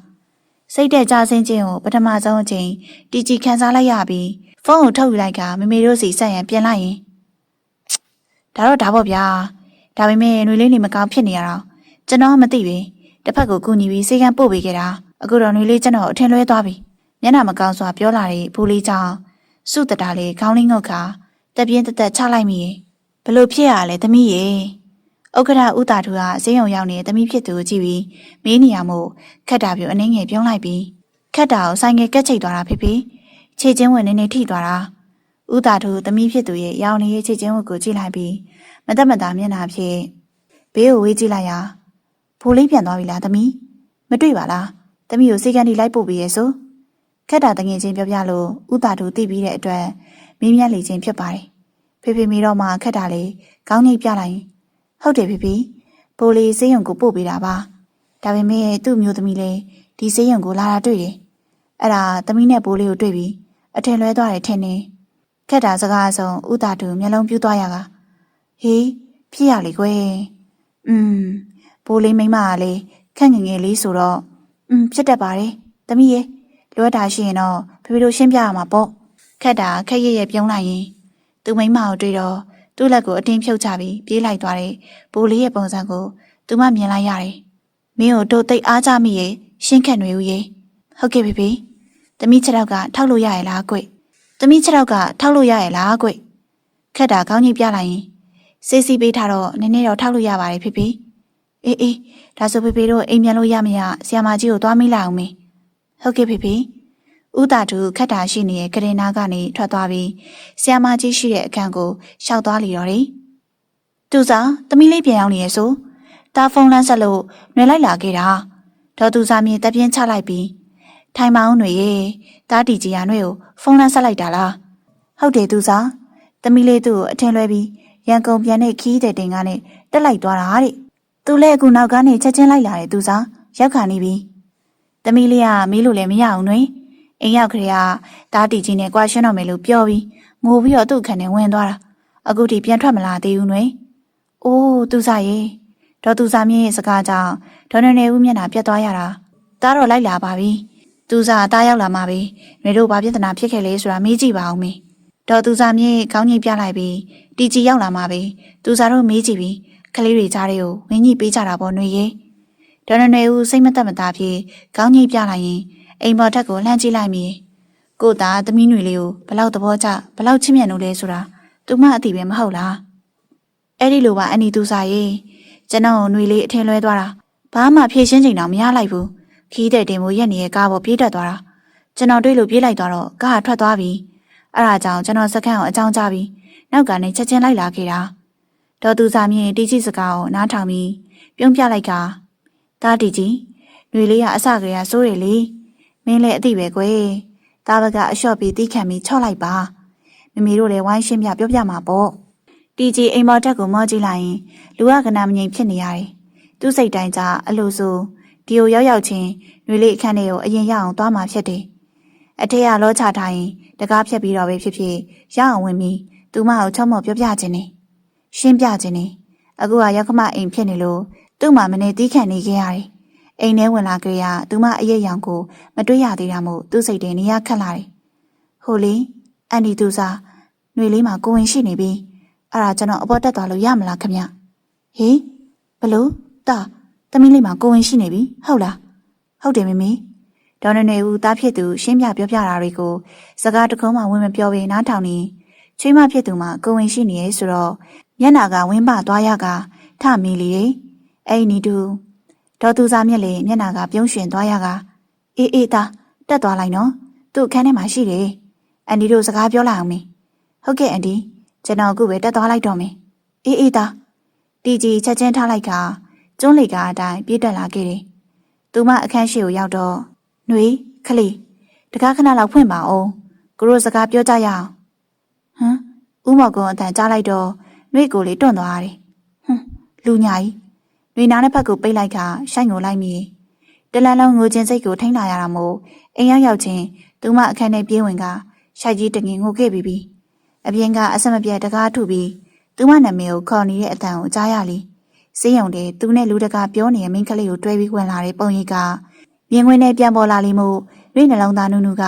တိတ်ကိုနာကျင်လာပါတယ်သူမရဲ့ချက်ချက်ရဲ့ဘိုက်ကလေးကိုလက်ကလေးဖြင့်အတအုပ်ကင်လိုက်ပြီးခလေးလေးရေမင်းကတိတ်ကိုတနာစရာကောင်းလုံးပါတယ်ကွယ်သူမဥမော်ကွန်လုံးဝမတွေ့ချင်တာမို့အခန်းတကားတစ်ချက်ကတတိုင်းတစ်ခုလိုချထားပါတယ်ဒီကြီးတကားအောင်မိရရင်အတွင်းမှာထွက်ပေါ်နေတဲ့ရှိုက်တန်တဲ့တဲ့ကိုနားထောင်နေရသည်မှာရင်ဘတ်တစ်ခုလုံးဓာတ်ဖြစ်အမုန်းခံနေရသလိုပင်နှွေကိုဒီတိုင်းပြစ်မထားပါနဲ့ကလေးလေးအတွက်ရောကို့အတွက်ရောရှင်းပြခွင့်လေးတစ်ချက်ပဲပေးပါတကားအတွင်းဘက်မှာတော့နှွေကနားနှစ်ဖက်ကိုလက်ဖြစ်အတင်းပိတ်ကကျမ်းမြေပေါ်မှာခွေရိုင်နေရှာတယ်သူမရဲ့ပိုက်ကလေးကိုအသာရဖိကင်ထားရင်လူညာကြီးရှင်ကတိတ်ရက်ဆက်တာပဲတိုးတိုးလေးရွတ်နေမိချစ်လုံးရင်နာကျင်ရခြင်းမှာအစိတ်ထက်ပင်ပြင်းထန်လာတယ်အဲ့ဒီချိန်မှာတီကြီးရဲ့ဖုန်းမှာအဆက်မပြတ်တုန်ခါလာတယ်စက္ကန့်မှုရဲ့အရေးပေါ်ဖုန်းခေါ်ဆိုမှုပိုလေးတီကြီးအခုချက်ချင်းလေးကိုဆင်းလာမှဖြစ်မင်းတန်ချောင်းတို့အဖွဲကလက်နဲ့မောင်ကိုအဖွဲနဲ့ချိတ်မိနေပြီအခုချက်ချင်းဝင်မစင်းသူတို့ရုံးမနေဇက်ဘက်ကိုသွားတော့မင်းတီကြီးတွေ့ဝင်မနေနိုင်တော့နှွေရှိရတကားကိုလက်ဖုံးအဖြစ်အသားရပုတ်တက်ရင်နှွေကိုတာဝန်ကြောက်သွားရတော့မင်းကိုပြန်လာတဲ့ထီစောင့်နေပေးပါနော်ကိုဘာမှမမခဲ့ဘူးဆိုတာကိုတက်နေရင်မိတက်တည်ပြပါမင်းသူ့စကားဆုံးအိမ်အောင်ထက်ကိုပြေးစင်းကဒေါ်သူစာမြစ်တို့ကိုအံ့နိုင်ခဲ့ပြီးနေမျိုးလေးစီကိုကားကိုအရှိန်ပြင်းစွာမောင်းထွက်လာခဲ့တော့တယ်ည7 နာရီနေဆက်ဒေါ်လန်တစ်ခုမောင်မင်းနေတဲ့တော့အတွင်တီကြီးနဲ့အဖွဲ့ဝင်တွေကအသက်ရှူတမ်းမထွက်ရဲလောက်အောင်ချောင်းမြောင်းနေကြတယ်။နှွေပေါ်စိုးရင်စိမ့်နဲ့တာဝန်အပေါ်အာယုံဆိုင်မှုတို့ကသူ့ရင်ထဲမှာအလွန်ဆွဲနေပါတယ်။အဲ့ဒီအချိန်မှာတေကိုင်းချောက်ကျိုးတန်တဲ့အတူချုံပုတ်တင်မှာလူရိပ်တစ်ခုထွက်ပေါ်လာတယ်။ကြည့်ကြတီကြီးရဲ့အမိတ်ပေးတဲ့တဲ့အတူတနက်တန်များတောတစ်ခုလုံးအဆူညံသွားတော့တယ်။လူစုကွဲသွားတဲ့ကြားမှာတီကြီးကထွက်ပြေးသွားတဲ့ခေါင်းဆောင်ပိုင်းနောက်ကိုတကူတော်လိုက်လံဖမ်းဆီးရာတောင်ကုန်းတစ်ခုအောင်မှလမ်းပိတ်မိသွားတယ်။ထွက်ခဲ့စမ်းတန့်ကြောင်းမင်းပြေးလမ်းမရှိတော့မင်းကတော့ငါ့ကိုနှောက်ယှက်တာမပြီးနိုင်သေးဘူးပဲတီကြီးမော်ကုန်းအမောင်ထဲမှာဝိုးဝက်ကွယ်ဒေါသတန်နေတူတန့်ကြောင်းကအတင်းပြေးထွက်လာတယ်။တန့်ကြောင်းကအတင်းပြေးထွက်လာတယ်။တန့်ကြောင်းရဲ့လက်ထဲမှာတလက်လက်တောက်နေတဲ့ဓမြောင်ကလာရောင်အောက်မှာသွေးအေးစရာကောင်းလာတယ်။တီကြီးတနက်ဖြစ်အသိပြန်လိုက်ပေမဲ့တန့်ကြောင်းကလူကိုအတင်းဝင်လုံးလိုက်လို့မြေပြင်ပေါ်ကိုနှစ်ယောက်သားလုံးထွေးချသွားတယ်။မင်းကြောင့်ငါညီတွေအဖက်ခံရတာမင်းတိမ်မှာဖြစ်မေ။တန့်ကြောင်းကဓာတ်ဖြစ်တီကြီးရဲ့ရင်ဘတ်ကိုဖိထိုးတယ်။တီကြီးအကုံတုံးကခုခံလက်ဖြစ်လွှဲဖယ်လိုက်စဉ်ချွန်တက်လာတဲ့ဓာတ်ကတီကြီးရဲ့ဘဲဘဲလက်ဖြံကိုရှက်ကနေဖြတ်သွားကအသားစားတွေလွင့်ထွက်သွားတော့တယ်။သွေးတွေကချက်ချင်းပင်ပန်းထွက်လာပေမဲ့တီကြီးနာကျင်မှုကိုဂရုမစိုက်နိုင်။နှွေးမျက်နှာကိုပြန်မြင်ရောက်လာကသူ့မှာအာရင်တစ်တွေဖြစ်တည်လာတယ်။တီကြီးကအတန်ချောင်းရဲ့လက်ကဝတ်ကိုဆွဲလိန်ကမြေပြင်ပေါ်အရှိန်နဲ့ရိုက်ချလိုက်ပြီးခေါင်းကိုချက်ထောင်နဲ့ဖိနေလိုက်တယ်။မင်းတို့ကငါ့ကိုတပ်ဖို့မတန်သေးဘူးတန်ချောင်း တီကြီးလက်ဖြံမှာစိမ့်ထွက်နေတဲ့သွေးတွေကိုအင်ကြီးဖြင့်အမြန်ပတ်ကာတန်အကြောင်းကိုလက်ထိတ်ခတ်လိုက်တယ်။အောင်ပွဲရပေမဲ့တီကြီးရဲ့မျက်ဝန်းတွေကတော့အဝေးကရန်ကုန်မြို့စီကိုသာငီးမောနေမိ။တန်အကြောင်းကိုအောင်မြင်စွာဖမ်းဆီးနိုင်ခဲ့ပေမဲ့တီကြီးစိတ်အဆုံကရှေ့တန်းစစ်မျက်နှာထက်ရန်ကုန်ကနှွေစီကိုသာအပြေးရောက်နေခဲ့ပါတယ်။လက်ဖြံမှာဓာတ်ရှက်ထိထားတဲ့တန်ရာကိုနီးစက်ရာစီကံမှာအကြမ်းပြေးချုပ်ခိုင်းကပတ်တီအဖွေးသားဖြင့်ကားကိုအရှိန်ပြင်းစွာမောင်းနေပြီးရန်ကုန်ပြန်လာခဲ့တော့တယ်။နှွေလေးတို့အိမ်ရှိကိုရောက်တဲ့အခါတီကြီးကမောဟိုက်နေတဲ့ရင်ပတ်ကိုအသာဖိရင်နဲ့အိမ်ထဲကိုအပြေးဝင်လာခဲ့တယ်။ဒါပေမဲ့အေကန်ထဲမှာမြင်ကွင်းကြောင့်သူ့ရဲ့ခြေလမ်းတွေတုံကနေရက်တန့်သွားတယ်။အေကန်ထဲမှာဥက္ကဋ္ဌဦးတာတူနဲ့ဇနီးဖြစ်သူတို့ကနှွေလေးဒေါ်သူစာမြင့်တို့နဲ့အတူရှိနေကြပါတယ်။အောင်းစရာကောင်းတာကတော့ဥက္ကဋ္ဌတို့လင်းမယားကတီကြီးနဲ့ခက်တာပြူတို့ကြားဖြစ်ပျက်ခဲ့သမျှအသေးစိတ်လာရောက်ရှင်းပြနေခြင်းဖြစ်ပါတယ်။သမီးနှွေလေးရေတကယ်တော့အန်ကယ်တို့သမီးခက်တာသူ့ကြောင့်ဘိုးလေးတို့ဇနီးမောင်နဲ့အစင်မပြေဖြစ်မှတိတ်ဆိုးရင်နေတာအဲ့ဒါကြောင့်အန်ကယ်တို့အတင်းလုပ်ပြီးတော့လာရှင်းပြခိုင်းတာပါ။ဦးတာတူကနှွေးထွေးစွာပြောဆိုနေသလိုသူ့ရဲ့ဇနီးကလည်းနှွေးလက်ကလေးကိုစုပ်ကိုင်ဟုတ်တယ်သမီးရဲ့ဘိုးလေးကခက်တာဆိုင်ငယ်တိုက်ခံရလို့လမ်းမှာတွေ့ပြီးအကူကြီးပေးခဲ့တာပါ။သမီးတို့တွေ့တော့ဘိုးလေးကခက်တာလက်ကိုအတင်းဖြုတ်ပြီးသမီးနောက်ကိုပြားရခတ်ပြီးတော့ပြေးလိုက်သွားတာ။အဲ့ဒါကိုကြည့်ပြီးခက်တာကိုယ်တိုင်တော့သမီးကိုတိတ်အားကြနေရကွယ်။အဲ့ဒီစကားတွေကိုကြားနေရတဲ့နှွေကမျက်တောင်လေးတွေပုတ်ခတ်ကအံ့ဩနေမိရဲ့။သူမရဲ့စိတ်ထဲမှာလူညာကြီးလို့သတ်မှတ်ထားတဲ့ဦးမော်ခွန်ကတကယ်တော့သူမကိုသာအလေးထားခဲ့ခြင်းဖြစ်ကြောင်းသိလိုက်ရချိန်မှာနောင်တရိတ်တို့ကမျက်ဝန်းထဲမှာဝိတ်တည်လာတယ်။ကိုနှွေရတန်ကြားရကိုလှည့်ကြည့်လိုက်တဲ့အခါလက်မှာပတ်တီအဖွေးသားနဲ့မောဟိုက်နေတဲ့တီကြီးကိုတွေ့လိုက်ရတယ်။တီကြီးကပတ်တီစီးထားတဲ့လက်ကိုဖုံးခွေဖို့မေးလျော်နေပြီးနှွေကိုသာစိုးရင်တကြီးကြည့်နေမိပါတယ်။နှွေကိုပြန်လာပြီ။တီကြီးရဲ့အတန်ကတိမ်ဝင်နေပေမဲ့အဲ့ဒီအတန်ထဲမှာအချစ်နဲ့တစ္ဆာတရားတို့အပြည့်အဝကင်းရောက်နေပါတယ်။ဥက္ကဋ္ဌတို့ရဲ့ရှင်းပြမှုကြောင့်နှွေနှလုံးသားတွေကအမုန်းတိမ်တိုက်တွေလွင့်စင်သွားသလိုဒဏ်ရာနဲ့ရောက်လာတဲ့တီကြီးကိုကြည့်ရင်နှွေရင်ထဲမှာအခြေယူမှလေးတယောက်လိုထပ်မံ၍နူးညံ့ပြောပြသွားရလေတော့တယ်။ရန်ကုန်မြို့ကြီးကနေနှွေလေးကတီကြီးနဲ့အတူနေမျိုးလေးကိုပြန်လည်လိုက်ပါလာခဲ့ပါတယ်။တီကြီးရဲ့လက်ဖြံမှာဒဏ်ရာမှာအတန်နုတက်ဆပြုတ်နေပြီဖြစ်ပေမဲ့နှွေကတော့အဲ့ဒီဒဏ်ရာကိုမြင်တိုင်းစိတ်မကောင်းဖြစ်နေစေ။ကိုဆေးထရအောင်အင်းရှိရန်နာမှာထိုင်နေတဲ့တီကြီးရဲ့ဘေးမှာနှွေကဆေးတက်တာလေးကိုကင်ကဝင်ထိုင်လိုက်ပါတယ်။တီကြီးကနှွေကိုကျင်းနာစွာကြည့်ရင်သူ့လက်ကိုကမ်းမိလိုက်ပါတယ်။နှွေကိုတကယ်နေကောင်းနေပါပြီ။နှွေးပိုက်တွေကခလေးလေးအတွက်ပဲစိတ်အေးထားပြီးအနားယူပါကိုကြည့်ရတာနှွေးရင်လည်းမကောင်းလက်မှာပဲဒဏ်ရာရသွားလို့ပေါ့တကူသာဖြစ်သွားရင်ဘယ်လိုလုပ်မလဲသူမကမျက်နှာငယ်လေးနဲ့ပြောတော့တီကြီးကနှွေးပါပြင်ကိုအသားရအုပ်ကိုင်တီကြီးစွာပြုံးလိုက်တယ်ဒါကကိုတို့တောင်းဝင်အရာလုပ်ရမယ်တာမယ်အလုပ်ပါပဲတန်ချောင်းဖန်တော့ကသူကဓာတ်နဲ့အတင်းဝင်လုံးလို့ရှက်တီသွားတာပါနှွေးရတာကိုဘီမှာရှိနေဒီတန်ရာအလိုလိုပြောက်သွားမှာကိုကတော့ပို့ပြီနှွေရှက်ပြုံးလေးနဲ့မျက်စောင်းလေးထိုးကတီကြီးကိုတိုးတိုးလေးပြောနေပါတယ်သူမကအမူအရာလေးကိုကြည့်ပြီးတီကြီးမှာဇနီးငယ်လေးကိုချစ်မွားဖြစ်နေရတယ်။အော်တကယ်ပြောတာပါနှွေရေလက်ကတန်ရာကနှွေလေးကိုအထင်လွဲပြီးပြန်သွားတဲ့ခန်းစားချက်လောက်မပြင်းထန်ဘူး။ပြောရင်နှွေပါပြင်ရေးရဲလေးကိုဖိကန်လန်းလိုက်ပါတယ်။နှွေမှာသူ့ကြောင့်တခြားလူတွေမြင်မှာဆိုလို့ရှက်ရှက်နဲ့ကိုရှိုင်းကြီးရင်ဘက်ကိုလက်ကလေးနှစ်ဖက်ပြေဆွဲဆုပ်ထိုင်မျက်နှာလေးကိုကွယ်ဝဲထားမိရဲ့။နေမြို့လေးကိုပြန်ရောက်လာပြီးနောက်နှွေလေးကအရင်လိုသူ့ပေါ်အရင်မဆိုးတော့ဘူး။ကိုဝင်ဆောင်ကားစားမှုနှွေလေးကအစာမစားခြင်းနဲ့စိတ်မူးဝေအော့အန်နှုံးချိနေတဲ့ဝေဒနာကိုအလူလဲခံစားနေရတာမို့တီကြီးတို့တနေ့အတော့အလုပ်ရှုပ်ရပါတယ်။နှွေကိုဝင်ကားလာတွေကိုရောက်တဲ့အခါအစာအသောက်ကြီးများလာပြီးထမင်းနိုင်အောင်မခံနိုင်ပဲအော့အန်တက်လာတယ်။တီကြီးတရားမနဲ့စောစောထားပြီးသူ့ဇနီးလေးအတွက်ချက်ပြုတ်ပြင်ဆင်ပေးခြင်းအလုပ်ကိုစတင်လှုပ်ဆောင်ရတယ်။နှွေထမင်းနဲ့မခံနိုင်ကိုစံပြုတ်လေးပြုတ်ပြီးမယ်လေ။အသားကိုအနက်မထွက်အောင်အချိုချက်ထားတယ်။ဟာနှွေးလေးစံပြုတ်ဆိုတဲ့အတန်ကြားလိုက်ရရုံနဲ့နှွေးမှာရင်ထဲကလိုက်ပြီးတော့ပြုတ်တက်လာရလို့အော့အန်လာရပြန်တာမို့တီကြီးသူမကြောပြင်လေးကိုလက်ဖြစ်အသာဖိပြီးသူမကိုလေးကိုအသာထိန်းထားလိုက်တယ်။နှွေးတက်တာရတိုင်းစေကန်းသွားမလားကိုလိုက်ပို့ပေးမယ်။တီကြီးသူမကိုတကယ်စိတ်ပူမိပါတယ်။ငကိုရီးယားမှခန္ဓာကိုယ်ကပလျရရဲ့အခုကိုဝင်ကြောင်မစားနိုင်မတောင်းနိုင်တော့အနှင်းငယ်ခြောက်ကျသွားတဲ့ခန္ဓာကိုယ်လေးဟာတိတာစွာပင်တွေရရင်ဘက်ကိုဖိထားရင်အသက်ကိုမှန်မှန်ရှူလိုက်ရင်ကိုရင်ဘက်မှာခေါင်းမိထားက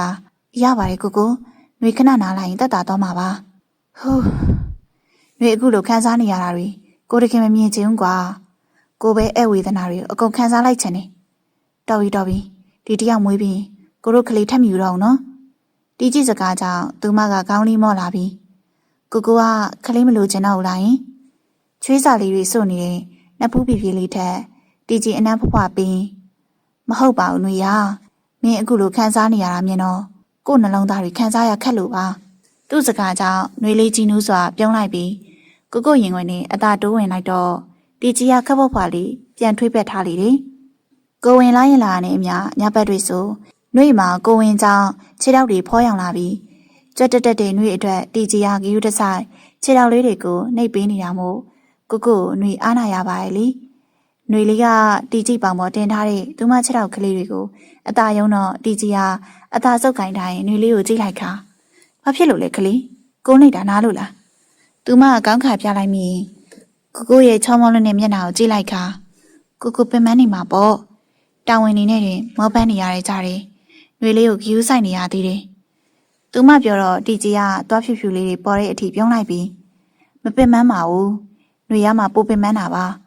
ကိုကလေးလေးကိုလွှဲထားရတာပဲကိုရိုးသားလေးဒါမှမဟုတ်သမီးလေးကလူတော်လေးဖြစ်လာမှာတီကြီးတရားနှွေးပိုက်ကလေးကိုနားဖြစ်ကက်က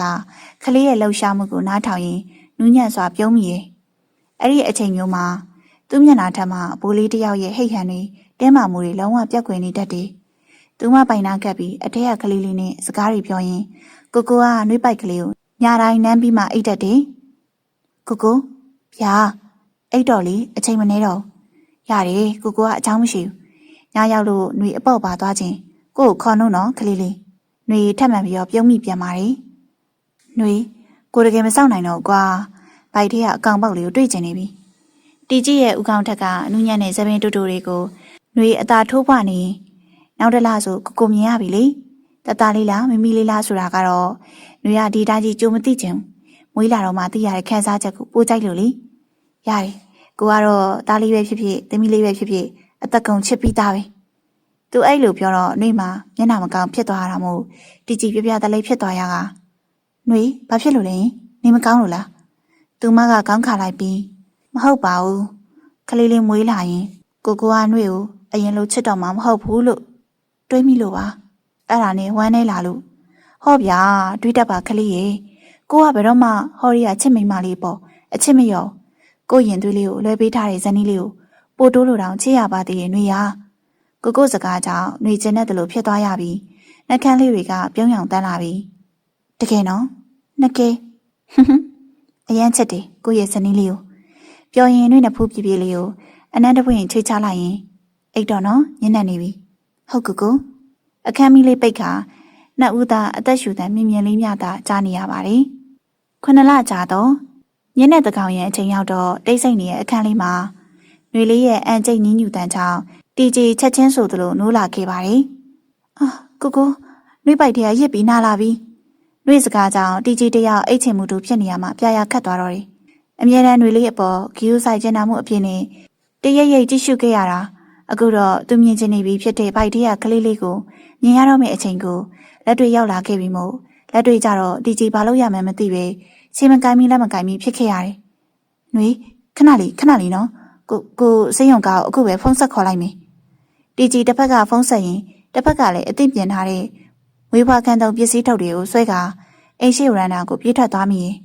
နေမျိုးလေးဆိုတော့စိတ်ယုံကောက်ရောက်လာဖို့မိနစ်အနည်းငယ်စောင့်ရအောင်ပဲ။တီကြီးတရားစိုးရင်စိတ်တွေလွန်ခဲ့ပြီးအိမ်ရှိမှာရက်ထားတဲ့သူ့ရဲ့ဆိုင်ကလေးနာကိုပြေးသွားလိုက်အိမ်ထဲကနှွေးစီပြန်ပြေးဝင်လိုက်နေခြေလမ်းတွေကမနာတယ်။စိတ်ယုံကဘာလို့ကြားနေရလဲ။ကိုဆိုင်ငယ်နဲ့ပဲတင်ခေါ်သွားရမလားမဟုတ်သေးပါဘူးဒီမှာကဆိုင်ငယ်ပဲစီးတာဆိုတော့နှွေလေးကိုဆိုင်ငယ်နဲ့ခေါ်သွားဖို့ကလည်းအဆင်မပြေလမ်းထိပ်ကိုထွက်ကြည့်လိုက်နှွေလက်ကိုပြန်လာကိုင်းလိုက်နေဘိုးလေးတယောက်မှာတော့ချွေးတွေတောင်ပြန်လို့နေပြီစေးရုံကအုပ်အောတန်ကြားလိုက်ရတော့မှပဲတော်သေးရပါဆိုပြီးတပြင်းချနိုင်တော့တယ်စေးရုံရောက်ပြီးနိုင်ရဲ့အနှင်းရဲ့အချာမှာတော့ခွဲစိတ်ခန်းရှိမှဟိုဘက်ဒီဘက်ရှောက်နေတဲ့တီကြီးစီကိုဝမ်းသာစရာတရင်စကားရောက်လာခဲ့ပါတယ်တားလေးနဲ့သမီးလေးအမွာလေးတွေပါရှင်ကြက်ကြက်မမာပါပဲအဲ့ဒီစကားကြောင့်တီကြီးတယောက်ရင်ခုန်တန်နေမြန်လာရကဝမ်းသာလုံးလို့မျက်ရည်တောင်ဝဲမိရဲ့နှွေကလေးရဲ့ကျေးဇူးအများကြီးတင်ပါတယ်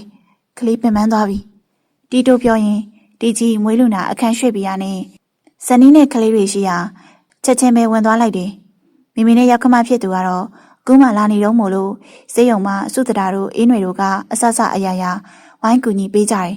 အခန်းထဲရောက်တော့ပိုက်တန်းလန်းနဲ့နာလိုမျက်နာလေးရှုံးမဲ့နေຫນွေလေးကိုတွေ့တော့တိကျနှလုံးသားတွေနာကျင်ရပြန်နေအနီးထောက်ကလေးတွေထဲကနီတာရဲ့ကလေးလေးနှစ်ယောက်ကိုတော့စုတတာနှုတ်ဘူးဖြော်တိုက်ဖို့ပြင်နေတယ်တီကြည်လန့်ကြည့်ပြီးຫນွေလေးအနောက်အမြန်သွားလိုက်ခါကရင်နားထိုင်ချလိုက်ပြီးနှွေးလက်ကလေးတစ်ဖက်ကိုစုပ်ကိုင်းကခက်ဖွားဖွားနှမ်းလိုက်ရင်နှစ်ဖူးပေါ်အနှင်းငယ်ကြနေရဲ့နှွေးစပင်စာလေးအချုပ်ကိုညင်သာစွာတက်တင်လိုက်ရင်နှွေးလေးကလေးလေးအရန်ပင်ပန်းသွားပြီနော်တိုးတဲ့စကားတန်ကိုကြားရတော့နှွေးနာချင်းနေရင်မှအာယူပြုံးပြလိုက်ခါနည်းနည်းပါကိုရဲ့ကလေးလေးတွေကိုမကြည့်ဘူးလားယင်နှွေးရတန်ကပင်ပန်းနှမ်းလျာစွာဆိုလာတာမို့တီကြည်နှစ်ဖူးလေးကိုအသာနှမ်းလိုက်ရင်ကြည့်မှာပေါ့ကလေးရဲ့အခုပဲကြည့်မလို့ချီမလို့လေကိုစနီလေးအရန်ပင်ပန်းနာခြင်းနေရအောင်တွေ့တော့ကိုသားနှွေလေးနေရာမှာခန်းစားပေးလိုက်ခြင်းနေသူမကပြုံးလေးရဲ့ကိုကိုကိုကြည့်လိုက်ပြီးတိုးတဲ့စကားတန်တို့ကရှင်းလင်းစွာထွက်လာခဲ့တယ်။နှွေကိုကိုအရန်ချစ်တယ်နော်။တီကြီးကြားချင်နေတာကြာပြီဖြစ်တဲ့စကားလေးတစ်ခွန်းကြောင့်မျက်နှာကြီးဝန်းပသွားကနှွေကိုလေးကိုဆွတ်ဖက်မှွေရမ်းပစ်ချင်ပေမဲ့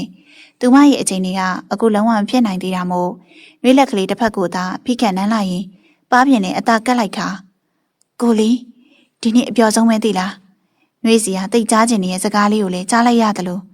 ကို့အတွက်သားနဲ့သမီးကိုပါလက်ဆောင်ပေးခဲ့တဲ့နှွေကကိုဘွားတစ်ခုလုံးပါကို့အချစ်တွေကတော့အထူးတက်လေကလေးကိုထုတ်ပြောစရာမလိုအောင်အရန်ချစ်တာမို့နှွေပြောင်းလျက်ဖြစ်မျက်ရည်တွေရွက်ဝဲနေတဲ့ကိုမျက်နှာကိုကြည့်နေမိရဲ့ကိုအချစ်တွေကိုတော့နှွေယုံကြည်ပြီးသားမို့ဟင်ခလင်းကိုနေပြီသားနဲ့သမီးငိုတန်းကြတော့ဒီကြီးတယောက်ပြားရခတ်သွားရကထလာရင်စုတတာပွေ့ပိုက်ထားတဲ့နီတာရဲ့ကလေးစီအပြေးသွားခဲ့မိရဲ့ကြည့်ပါဦးချစ်စရာကောင်းလိုက်တဲ့အသေးနှလုံးလေးတွေနှလားခန့်ကြပြီနော်တီကြီးရဲ့နေ့ရက်တွေကတာဝန်ဝေတရားတွေအပြင်ကလေးထိန်တဲ့အလုပ်ဖြစ်ပါပြည့်နှံနေရော်တယ်အပြင်မှာခန်းညားတီကြီးလာတဲ့ဘိုးလေးတယောက်အိမ်ထဲရောက်ရင်တော့တတနဲ့မိမိချာမှာပြာကနေရှင့်ကနေဖြစ်နေရရှာတယ်ကိုတတအနှုတ်စာနေရလားမသိဘူးငိုနေတယ်နှွေကအခန်းထဲမှာလှမ်းပြောလိုက်ရင်တီကြီးကသားလေးကိုရင်ဝင်ထဲထည့်ကဟိုဘက်ဒီဘက်လွှဲရင်မဟုတ်ဘူးနှွေရဲ့သားလေးကဖေဖေစီလာခြင်းလို့ငိုနေတာဟုတ်တယ်မလားတတဖေဖေအသေးနှလုံးလေးတမီးလေးကိုကြတော့လေမိမိလေးကဖေဖေအချစ်ဆုံးလေးဆိုတာပါးလေးကိုတရှုံရှုံနှမ်းတက်သေးတယ်ကလေးနှစ်ယောက်လုံးကိုရင်ဝင်ထဲတပြိုင်နဲ့ပွေထားပြီးပြုံးပြော်နေတဲ့တီကြီးရဲ့မျက်နှာမှာကြည့်မဝစရာပဲနှွေကတော့သားနဲ့သမီးကိုပွေ့ပိုက်ထားတဲ့ကိုမျက်နှာကိုကြည့်ရင်ကြည်နူးပြုံးနေမိပါတယ်ကလေးနှစ်ယောက်မွေးဖွားပြီးပေမဲ့နှွေလေးမှာအရင်ကထပ်ပြီးပိုးရင်းနုပြိုလှပလာတယ်လို့ရှိတယ်ကိုဝင်ဆောင်စင်ကပိန်ကျသွားသည်မြအခုတော့ပြည့်ပြည့်ဖြိုးဖြိုးလေးနဲ့ပိုးရိပ်ပင်ဆွဲဆောင်မှုရှိနေပါတယ်ညနေမိုးချုပ်စာအချိန်နှွေလေးကကလေးတွေကိုအိပ်ရတဲ့တိတ်ပြီးနောက်မန်တင်ကောင်ရှိမှစပင်လေးတွေဖိတင်နေမိရဲ့နောက်မှရုတ်တရက်ရောက်လာတဲ့တီကြီးကနှွေကိုပခုံးလေးမှဆွဲဖက်လိုက်ပါတယ်နှွေကိုကလေးတွေနိုးကုန်မယ်နိုးပါဦးသူတို့ကအိပ်ပုတ်လေးတွေပဲအခုကကို့အချိန်ပဲမိမနာမကက်ရတာဘယ်လောက်ကြာနေပြီလဲပူတူလေးနှစ်ယောက်နဲ့နှွေကအချိန်ကုန်နေတာကို့မှာအထီးတွေကြံခဲ့ရတာအခုတော့နှွေကို့အချိန်ပေးတော့နော်နှွေတို့ရင်ဘက်ကိုတွန်းထိုင်းကိုဘယ်လိုဖြစ်နေရလဲကလေးတွေနိုးမယ်မနိုးပါဘူးကွာခဏလေးပဲလीနော်သူမကိုလေးကိုအတင်းသိမ်းကျုံဖတ်ပြီးနာနာကက်ကပူစာနေရဲ့ကိုကြောင့်နှွေအตาရပဲကောင်းငိမ့်လိုက်ရင်ရှက်ကန်နဲ့ကိုရင်ဝင်နဲ့မျက်နှာလေးဝက်လိုက်တယ်တီကြီးကနှွေဦးကောင်းလေးကိုနှမ်းရှာရင်တိုးတိုးလေးဆိုလိုက်တယ်တသားနဲ့မိမိကကိုယ့်ရဲ့အသက်ဆိုရင်နှွေကကိုယ့်ရဲ့ကဘာကြီးပဲပြောရင်သူမခန္ဓာကိုယ်လေးကိုပွေ့ယူလိုက်ခါအိယာထက်အตาလေးချလိုက်ရင်သူပါအတူရောပြီးအုံမိုးလာကနှွေနဲ့ဖူးလေးကိုဖိကန်နှမ်းလိုက်ရင်အရန်ချစ်တယ်ကိုရဲ့ကဘာလေးဘဝတစ်ခုလုံးလေးတီကြည့်ရင်ဝင်ကြကြီးထဲမှာနှွေလေးတယောက်လုံခြုံတွေးစာဖြင့်နောင်လာမယ့်နေ့ရက်များစွာကိုအတူတူဖြတ်တန်းရန်အာရင်တွေရရှိနေရောတယ်နှစ်နှစ်ခန့်ကြာပြီနော်တီကြည်မော်ကွန်းတို့နေထိုင်ရာနေမျိုးလေးရဲ့ညနေခင်းကရွှေရောင်နေကြီးနုနုလေးများဖြင့်တာယာလေးရရှိပါတယ်အိမ်ရှိရန်နာလေးမှာတော့ရောင်စုံပူပေါင်းလေးတွေနဲ့ Happy Birthday ဆိုတဲ့စာတန်းလေးကချိတ်ဆွဲထားပြီးမိသားစုလေးရဲ့ကြီးနူးစရာအခိုက်တန်လေးကစတင်နေပြီဖြစ်ပါတယ်တတမော်ကွန်းတစ်မပြေးနဲ့လေတာရဲ့ဖေဖေချွေးရင်အောင်ထွက်နေပြီအပြင်မှာတော့ခန်းညားတီကြည်လာတဲ့ပိုးလေးတီကြီးမော်ကွန်းမှာအိမ်ထဲရောက်ရင်တော့တားဖြစ်သူနောက်ကိုတကောက်ကောက်လိုက်နေရတဲ့ဖေဖေကြီးအဖြစ်ပြောင်းလဲသွားရတယ်တတအရန်အစော့တန်ပြီးမိမိလေးကငြိမ်ငြိမ်လေးနေရတာကိုသဘောကျတယ်ကို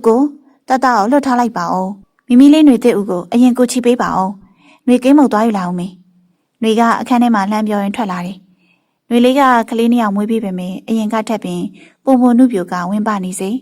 သူမလက်ထဲမှာတော့မမီနဲ့သဘုံစံနဲ့တူပြီးချစ်စရာကောင်းတဲ့သမီးငယ်လေးຫນွေတဲ့ဦးကပပမောင်းလေးများဖြင့်ဖေဖေစီကိုအတင်းတိုးနေတော့တယ်တီကြီးကသမီးလေးကိုအရင်ပွေ့ချီကပါးလေးကိုမျက်နှိုးစွာနမ်းလိုက်တယ်ဖေဖေမမီလေးကမမေလိုပဲအရန်လာပြီအရန်ချစ်စရာကောင်းနေရပဲကွာလာတတလေးလောင်ဖျောင်းနိုင်မှုတ်ကြမီမွေးနေ့ကိတ်လေးရှိမှမိသားစုလေးယောက်စောစောလင်းလင်းထိုင်လိုက်ကြတယ်စုတတာအေးနွေနဲ့လူကြီးမိဘတွေကလည်းဝိုင်းဝန်းကြည်နူးနေကြတယ်တတမော်ကွန်းတစ်ကဖေဖေရင်ခွင်ထဲမှာဝင်ထိုင်ပြီးသမီးလေးຫນွေတစ်ဦးကတော့မမေရင်ခွင်ထဲမှာခေါင်းလေးမိထားတယ်ကဲတတနဲ့မမီ1 2 3မှုတ်ဖျောင်းနိုင်မီလေးတွေကိုအတူတူမောက်လိုက်ကြချိန်မှာလက်ခုပ်တန်နေတဲ့အတူဆူတောင်းတန်တွေဟိမ့်ထွက်သွားပါတယ်တီကြီးကနှွေရဲ့ပခုံးလေးကိုနှွေထွေးစွာဖတ်ထားရင်သူမနန္ဒာကိုတိုးကက်ခါကိုဘွားမလေးဒီထက်ပိုပြီးတော့ဘာမှမလိုတော့ဘူးနှွေကိုအတွက်တတမော်ကွန်းတစ်နဲ့မိမိနှွေတဲ့ဦးကိုလက်ဆောင်ပေးခဲ့တဲ့နှွေကကိုရဲ့အဖိုးတန်ဆုံးပဲနှွေကကိုမော့ကြည့်ရင်မျက်ဝန်းလေးတွေဝိုင်းဆက်သွားကအာကိုတကြီးပြုံးလိုက်တယ်နှွေလဲကိုအရန်ချစ်တယ်အခုလိုကိုရဲ့တတနဲ့မိမိရဲ့ရှိနေနှွေဘွားပြေဆုံးသွားပြီဧည့်သည်တွေပြန်သွားပြီးကလေးနှစ်ယောက်လုံးအိမ်မောကျသွားချိန်မှာတီကြီးနဲ့ຫນွေဦးတို့နှစ်ယောက်ရန်နာမှာဘေးချင်းရှင်ထိုင်လာမင်းကြီးကိုငေးကြည့်နေမိကြတယ်တီကြီးကနှွေးလက်ကလေးကိုတင်းတင်းဆုပ်ကင်ထားက